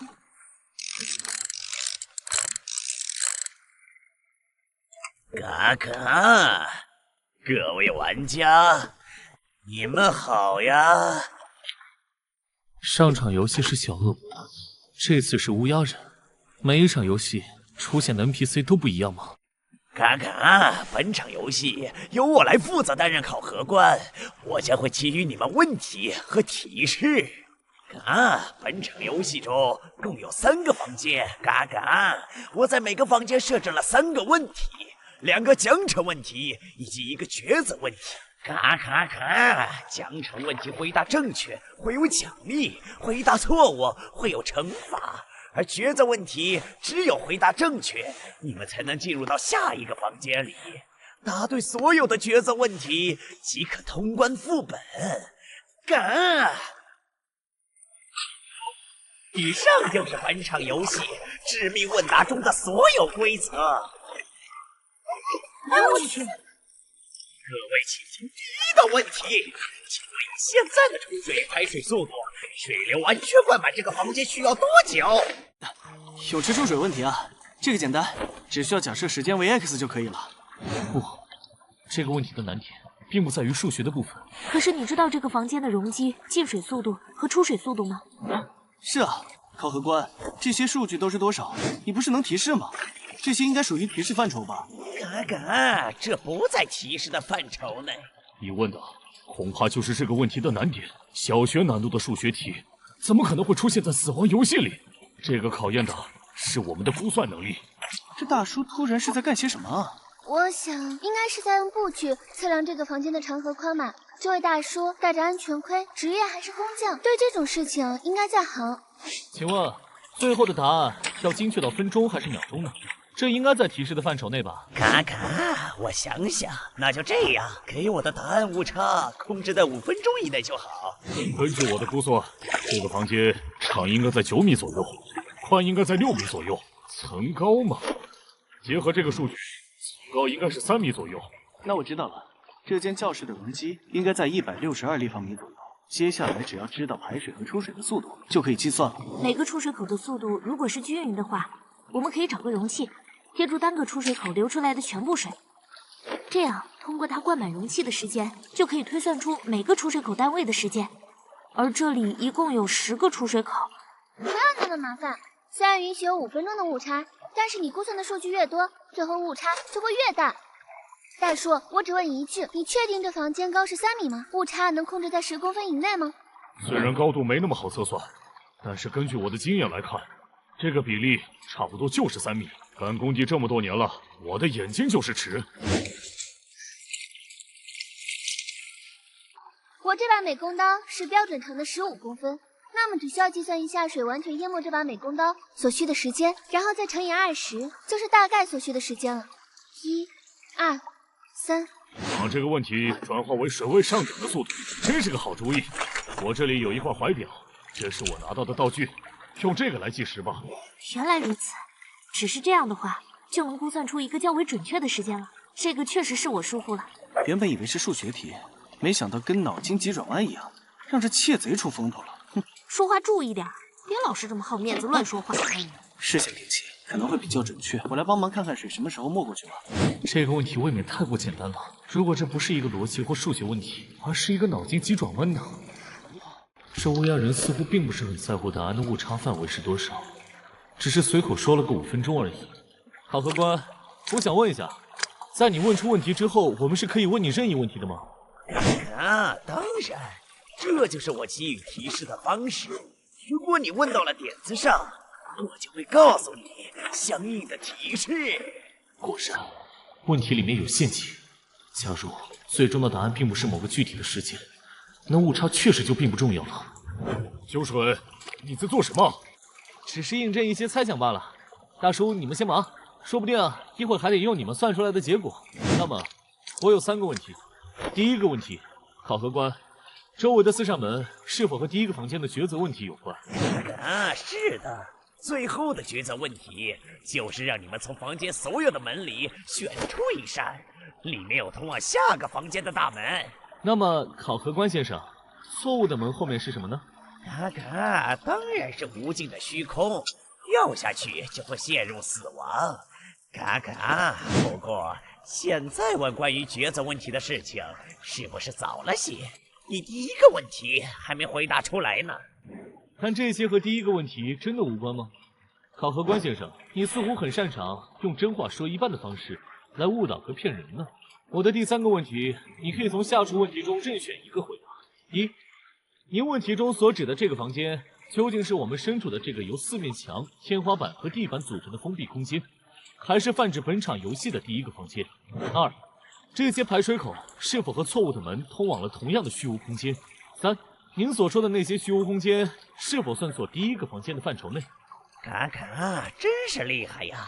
你这个玩家的上述问题我都可以回答。嘎嘎，答案都是一样的。是的，如你所猜测的那样。喂，可以不用在那捣鼓你们的美工刀和水位了，答案已经很明显了。秋水，我们已经测出结果了，水位上涨了15公分，大概需要2分40秒。换句话说，大概时间应该在53分钟20秒左右。我们可以按55分钟说。不，铁叔，这个问题比起测算和计算，不如说是文字陷阱。这是什么意思啊？意思就是以现在的排水速度和注水速度，无论多久，这间房间都无法被灌满。毕竟这间房间的后面是无尽虚空，并不是这容积只有162平方米的房子。什么？无尽虚空？竟然是这样！这不就说明我们差一点就被坑进去死掉了？这么一说，确实合理了很多。真的吗，酒水？你不是在骗我们吧？我骗你做什么？这可是合作类型的游戏啊！我不知道啊，但是假如假如啊，你就是丧心病狂小肚鸡肠，对我怀恨在心，希望通过故意说出错误的答案来折磨我呢？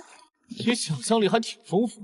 我要是折磨你，犯得着这么费力不讨好吗？砰砰！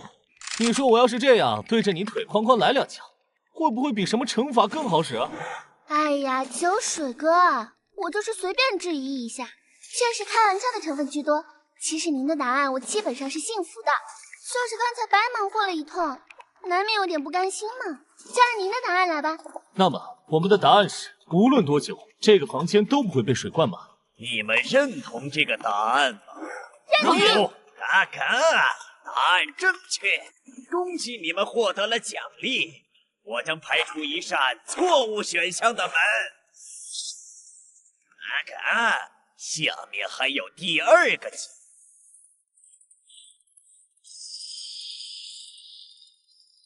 这是哪门子奖励啊？这不是惩罚吗？啊，这个的确是惩罚。虽然你们答对了第1道问题，所以我们要给你们奖励，但是你们答题时间太慢了，所以我也会给予惩罚。有了这个限制，你们接下来答题应该会快一些吧？你怎么可以这样？你事先也没说答题还要快啊！要不我有能力让他把这些输水口关上吗？试试，让他把头顶那个最大的关了。不必，我觉得不用把你的能力用在这里，这才是第1个总结，至少也是我们被后面的问题难住了。实在一时间想不出答案了，你再使用你的能力为我们争取时间比较好。你们应该没有人不会游泳。我们在大学一起选修了游泳课。我也会游泳啊，早年就很喜欢游。你看我干什么？是希望我不会游泳吗？好了，总之别浪费时间了。你既然也不喜欢浪费时间，那就说出你的第2个问题吧。嘎，那么接下来是第2个奖惩问题。现在水流加大的情况下，我也已经知道了，留给你们的时间不多，所以假设我接下来要分配给你们5个人3个任务。第3个任务分别是：获取保险箱密码，找到挂锁钥匙和转动开关，关闭黑色活板门。嘎，插播一下，这些都只是假设的任务，你们不需要去做，所以活板门也不可能真的关闭。假设获取保险箱密码需要10分钟，找到挂锁钥匙需要12分钟，而转动开关关闭黑色活板门需要15分钟。破解保险箱密码需要1个人完成，找到挂锁钥匙需要3个人完成，转动开关则是需要2个人完成。那么，你们能否在活板门被关闭的时候，保证没有人被淹死呢？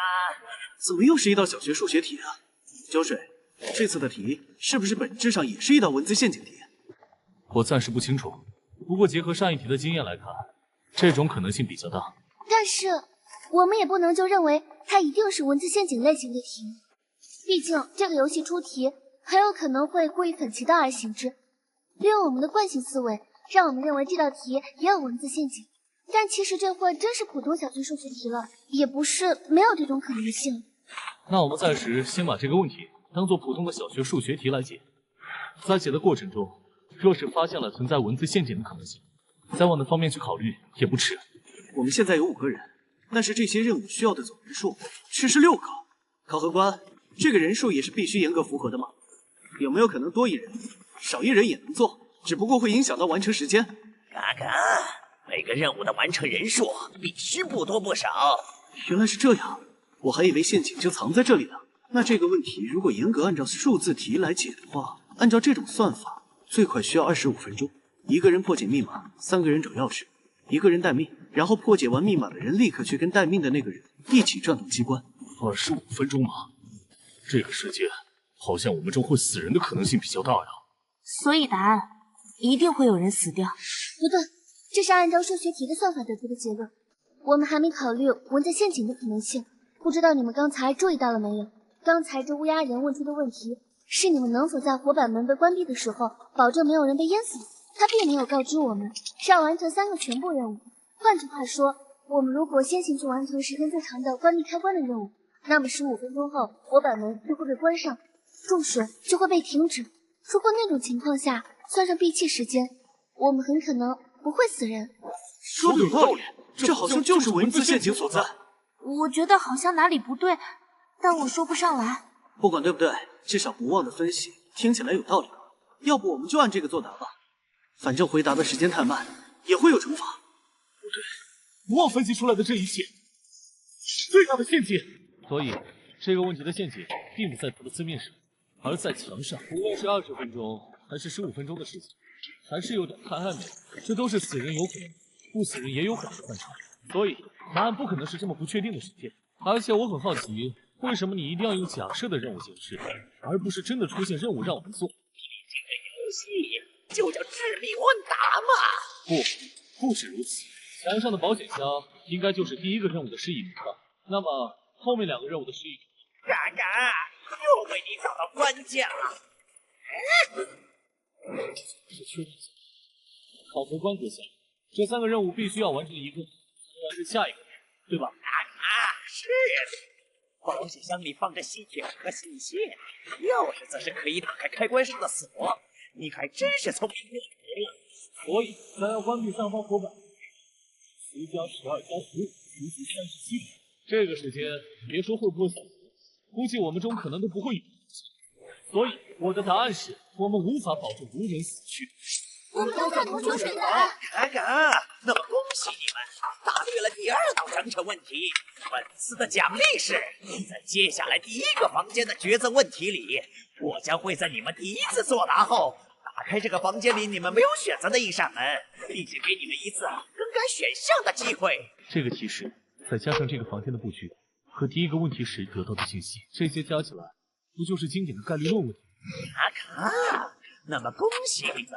来到了第1个房间的抉择问题，嘎嘎，如你们所见，在这个房间有着不同颜色的门，只有1扇门通往下一个房间。嘎嘎，其余的门你们已经提前知道了，是通往无尽的虚空，坠入其中只有死路一条。嘎，你们所有人的答案依然要保持一致，必须选同1扇门，我才会带你们进入其中。所以，请大家接下来做出抉择吧。说出你们想要选择的门的颜色。这是蒙提托尔悖论，也叫做3门问题。你竟然知道这个？这不是什么很高深和前沿的理论，我知道不是很正常吗？虽然偷了你的自行车是我不对，但是你也不能低于我的知识呀。什么是3门问题啊？那就酒水，你来解释吧。这个问题源自一档抽奖电视节目，和我们的状况完全一样。简单来说，就是1个人要从3扇门中选择1扇门。其中只有1扇有奖品为正确的门，另外2扇都是错误的门。当那人选择了1扇之后，门不会立刻开启，主持人会开启另1扇错误的门，然后询问他是否要更换门。这个问题的争论点就在于换门是否概率。我直接说结论吧，答案是会。如果不换门，中奖概率是1/3，但是换了，概率是2/3。你的意思是，一会儿我们先选1扇，这个乌鸦人给我们开门之后，我们立刻要换1扇。对的，这是一个概率问题，数学界早有定论。你们想知道原因，我和酒水可以在下一个房间安全之后给你们解释。现在就这么操作就对了。好吧，那我信你们一回。现在先随便选1扇，对吗？那我们选红色，就红色。行。嘎嘎，第1次选了红色是吧？很好，现在我开始提示了。这奖励也够坑爹的。救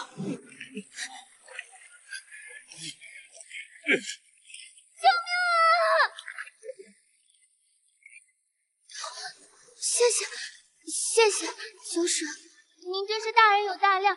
虽然刚才动不动埋坑吓唬我，但是最后还得是您救我一条狗命啊！我只是觉得你罪不至死罢了。不过现在你可以松手吗？这点水冲不走你了。不行，再说那边的一对狗男女都没松手呢。你也知道人家是一对啊，咱俩又不认识。那我和你成一对也不是不行。酒水哥，我喜欢你。一边去啊！别想着占我便宜。这水流确实没事了。年轻真好啊！但是虽然水位下去了，我们还是赶紧换门吧。现在剩下的就是那扇蓝色的门了，是吧？等一下，先不着急做选择。有什么问题吗，秋水？难道这个三门问题有错吗？不会有错的，这是数学界已经盖棺定论的事情。不，这个和三门问题本身的结论无关。我只是在想，即使按照三门问题来思考，最终结果也不是100%，对吧？我记得你说，如果变换选项之后选到正确的门的概率会变成2/3，是吧？也就是说，我们还有1/3的概率会死。是的，我就是在思考这个。再怎么说，1/3的概率还是太高了。死亡游戏里就是有运气成分的。我经历的8个副本里，甚至有个副本里还要所有玩家玩俄罗斯轮盘赌。这毕竟是死亡游戏啊。没错，老实说，能有2/3的生还概率都已经不错了。但是这不像是这个致命问答游戏的风格。前2个问题是奖惩问题，而这个问题是抉择问题，有差别不是很正常的吗？是啊，我觉得还是尽早决断吧。有时候想要赢下游戏，就是需要一点勇气。当你勇敢起来的时候，幸运女神就会站在你这边。别急着做决定，我看你就是不想被水淋到了，是吧？哎呀，被你发现了。所以说，这种生死攸关的事情，不要干扰别人的思考。哦，我明白了，这根本不是3门问题。其实供我们可选择的门是4扇，但是刚才你已经开启了黄色的门，所以现在还是有3扇，对吗？真聪明！是的，现在依旧是3选1。什么意思？难道说第一关的奖励是假的吗？那扇消失的绿门还能选择吗？不，奖励都是真的，而且2个奖励提示都是真的。自始至终，这个家伙说的就是要从门里选择，但是他从来没有说过一定是这4扇门中的一个。而如果我们没有第一个问题的正确回答，恐怕这火板门并不会打开，我们也就根本无从知晓到头顶还有一扇火板门。这个抉择问题和前2个奖惩问题一样。而且他刚才说了，如果我们选择了门，他会带我们进入门中。为什么要用这么奇怪的说辞呢？他在谜面里会埋下陷阱的行为，某种意义上已经证明了他说的每一句话都可能是设计好的，所以这也是一个隐藏的提示。在这个游戏里，不需要概率这种东西。想用概率学中的3门问题，本身也是一种数学的解法。而这个游戏，至少这个房间里所有的问题的基调，都是用数学来掩盖陷阱。只是这样还不够吧？万一这黑色的门也是陷阱呢？那这才是需要运气的部分了。不过，既然这个黑色的火板门中有水流出，我想应该不是通往虚空的。而且，这个游戏副本的设计者应该不会让这个副本变得如此无聊，设下那些没有意义的陷阱，对吧？嘎嘎，果然，我很欣赏你。说出你的选择吧，你想要选择哪个颜色的门？我选头顶的黑色门。嘎嘎，你们和他的选择是一样的吗？我也选择黑色的门。真是太厉害了，酒水哥！这个房间的3个问题，多亏了你才能全部解答出来。那我也选择黑色的门。好的，那抉择已经做出。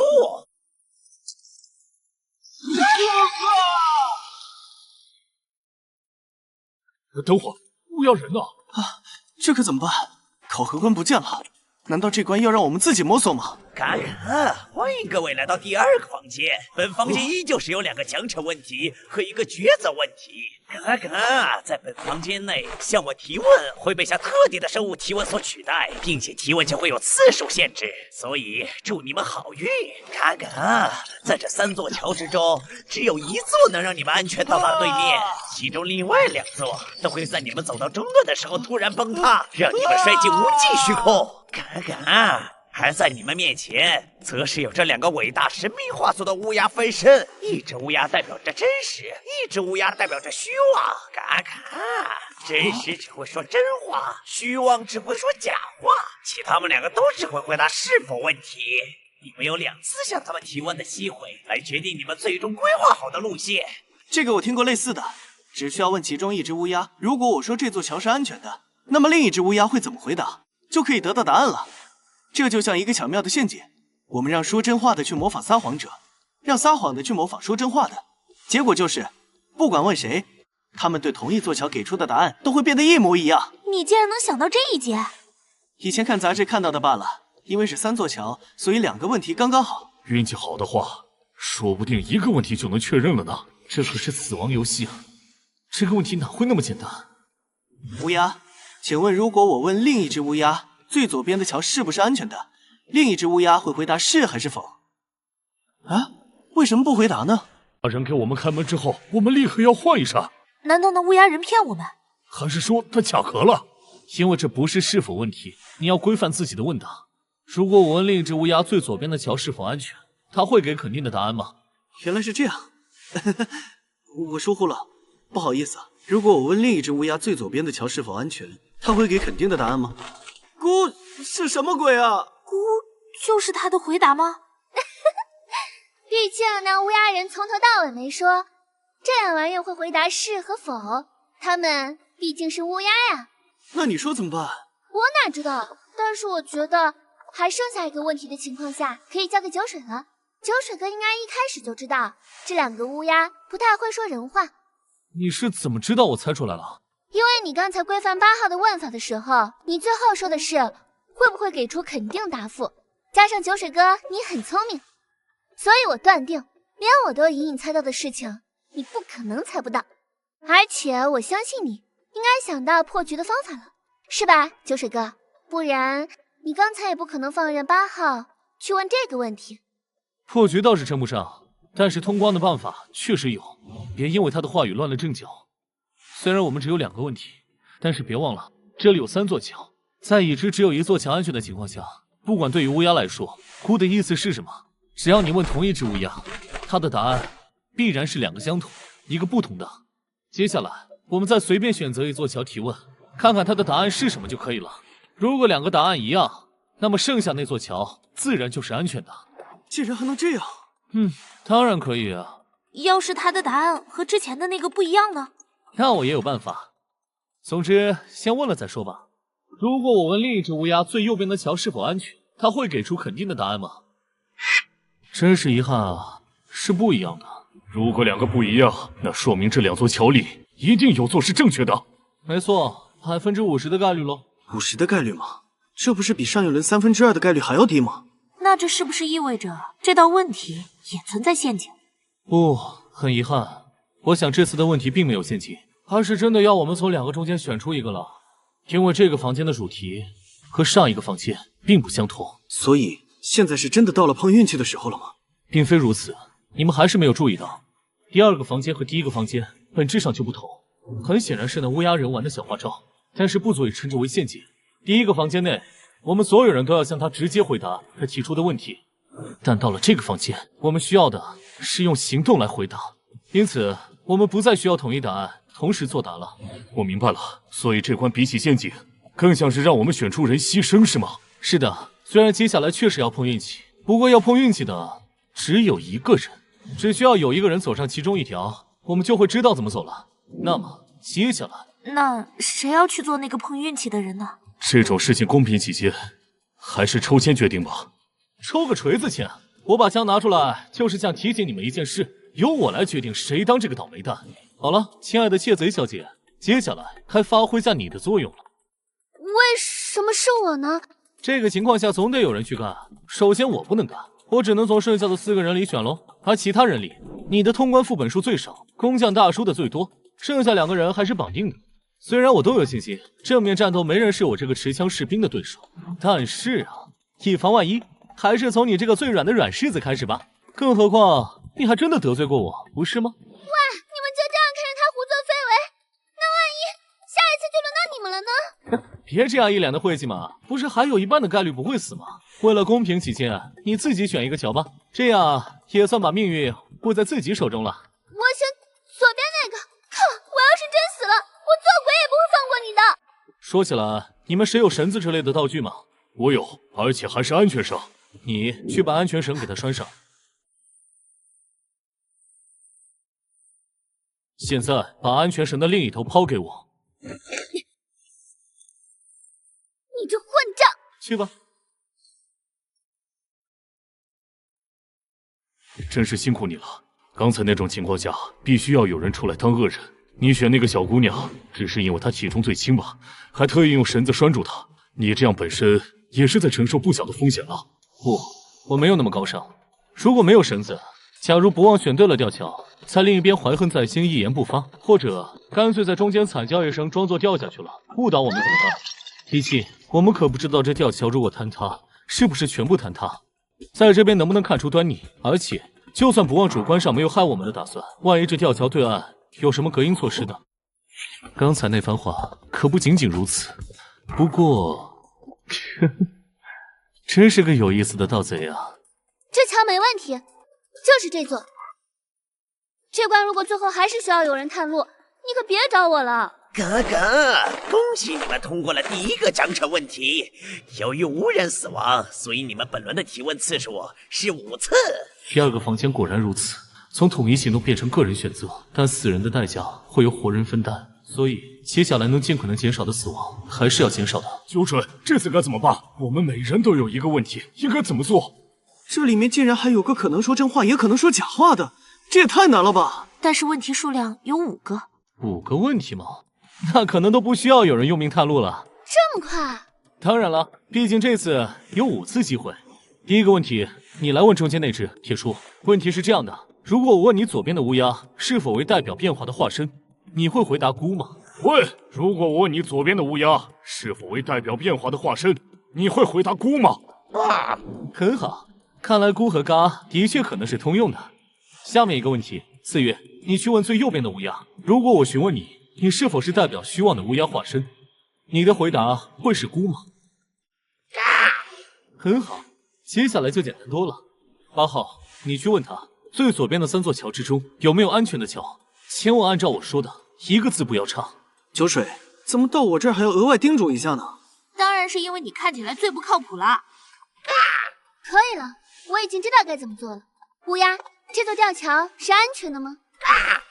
可以了，这只乌鸦代表真实，而嘎代表否定，这就意味着右边数第2座吊桥是安全的，不需要你问最后一个问题了。酒水，你还挺聪明的。不过，如果第一个和第2个问题之间，孤和嘎的意思反转了呢？我觉得应该不至于吧。如果万一呢？这可是会死人的游戏。哎，你这不是还有一个问题吗？你用个问题确认意思变没变不就行了吗？如果变了呢？如果变了，我就去烫一下左边2条路中的1条，不就完事了？这可是你说的啊，乌鸦。从左边数，第3和第4座吊桥中有1座吊桥是安全的吗？我靠，吓死我了！右边第4根吊桥确实是安全的。怪可惜的。可惜什么嘛？比我2选1，你很开心吗？这次可是你自己做的，谁让你自以为是的呢？他俩在说什么？啊，天书吗？完全听不懂啊！算了，就这样吧。嘎，恭喜你们又满员通过了奖惩问题，因此接下来抉择问题开始时将会有提示到场。嘎，欢迎来到本房间的抉择问题。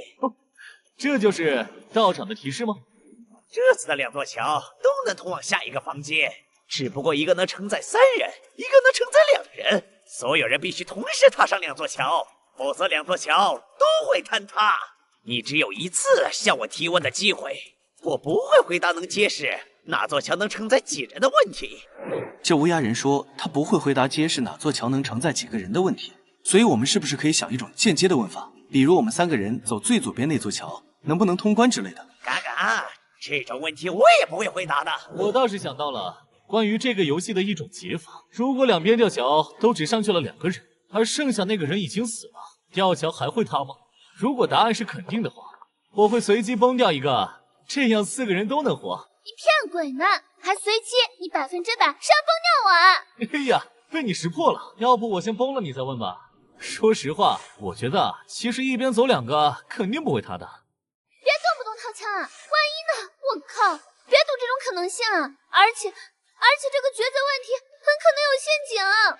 是吗？陷阱在哪儿呢？那个，你看，乌鸦人最开始不是说过了吗？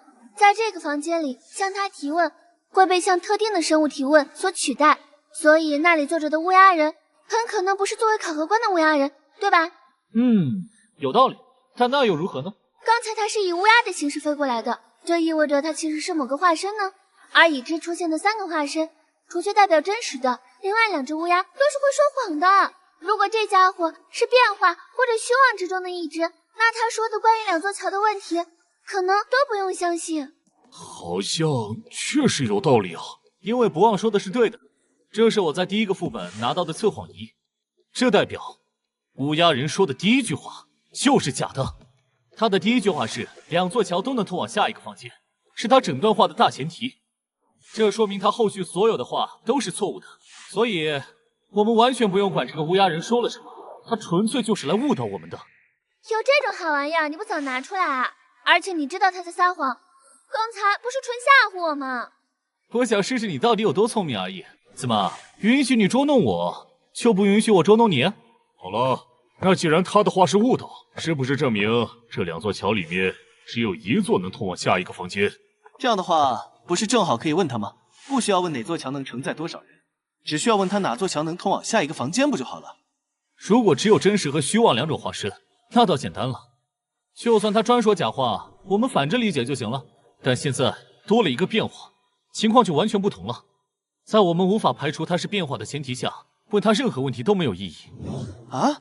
还能这样？那怎么办？难不成又是2选1？什么意思？你什么意思？你没枪，你也想让我打头阵是吧？信不信老娘一刀捅死你？学生子，打不过酒水，我还打不过你。我绝对没有这个意思，我一切听酒水大哥的安排。你什么意思啊？你还真怕我拿刀捅他？你不会真打算让我随机选1条吧？不，那你拿我刀做什么？如果2条都能通往下一个房间是谎话，那么真相很可能是只有1条能通往下一个房间，同时也可能是2条都不能通往下一个房间。再结合最初黑暗之中的考核官乌鸦人的声音，眼前这个满口谎言的乌鸦人，应该也是某种提示。那么他在提示我们什么呢？回想上一个房间抉择问题的答案，我有个猜想。蜡烛摆得很像是那么回事嘛，从我们这个角度完全看不到后面还有路啊。不过很可惜，丢个东西就能听出来了。那是我的刀。所以2边的吊桥都是假的，真正要选的路在中间，只是我们看不到而已。卡卡，那么你最后的选择是？当然是这条路了。那么恭喜你们，答对了第2个房间的抉择问题。没事，我们已经过来了。欢迎各位来到最后一个房间。看，本房间之内只有1个抉择问题，并没有奖惩问题。看看，只要答对接下来的问题，你们就可以选择离开这个副本了。卡卡，不过我要提醒你们，并不是所有人都能通过抉择。卡卡，请各位找出我话语之中的谎言，每个人都必须找出一个，并且解释为何你能知道那是谎言，否则就将接受惩罚。下面我将进行5条陈述：1，你们所有人都是诚实的，没有人在自己的称呼上做手脚。2，你们所有人都是相互信赖的，没有人隐藏自己通关的副本数量。3，你们所有人都非常率直和为他人着想，没有任何人谎报了自己的职业。4，你们之间彼此认识的2人之间，没有人背叛过对方。5，你们之间没有任何人对其中任何一人产生过如果对方死掉就好了的想法。真是恶趣味的设计。这5条陈述和问题，分明是精心为我们5个设计的陷阱。从一开始齐心协力解谜，到第2关将存活人数明码标价为资源，到现在第3关引导玩家之间的对抗。我觉得第5句话肯定是谎言。请给出你的理由。这个嘛，一开始这个副本，这位士兵就想杀了这个窃贼，中间好几次他也动了杀心。理由不充分，请给你一定有把握是谎言的那一句。好吧，第1句话是谎言，我谎报了自己的论坛 ID。我以前的论坛 ID 是天宫，而我现在并没有论坛账号。什么？你竟然是加入了掠夺者的天宫？我在这个月的论坛星际悬赏看到过你，你因为在现实里杀了5名其他玩家，正在被秩序通缉，所以我才会瞒报啊。我虽然加入了掠夺者，但是合作解谜类的游戏里，我也不会滥杀无辜的。如果你们最开始就是这个态度对我，这个游戏恐怕谁也走不出去。我倒是很欣赏你，流水。老实说，你淡定的超乎我想象了。不，我只是一开始就没把你当什么好人罢了。哈哈哈哈！我很欣赏你啊，你的职业还是士兵，又拿到了手枪这么强力的道具，真是十分适合加入掠夺者的好苗子呀！容我拒绝，我还想再上2天论坛呢。没关系，改变了主意的话，随时可以联系我。卡卡，你已经可以离开副本了。哦，我现在就可以走了吗？卡卡，当然。也好，省得我在这儿，大家都有些放不开。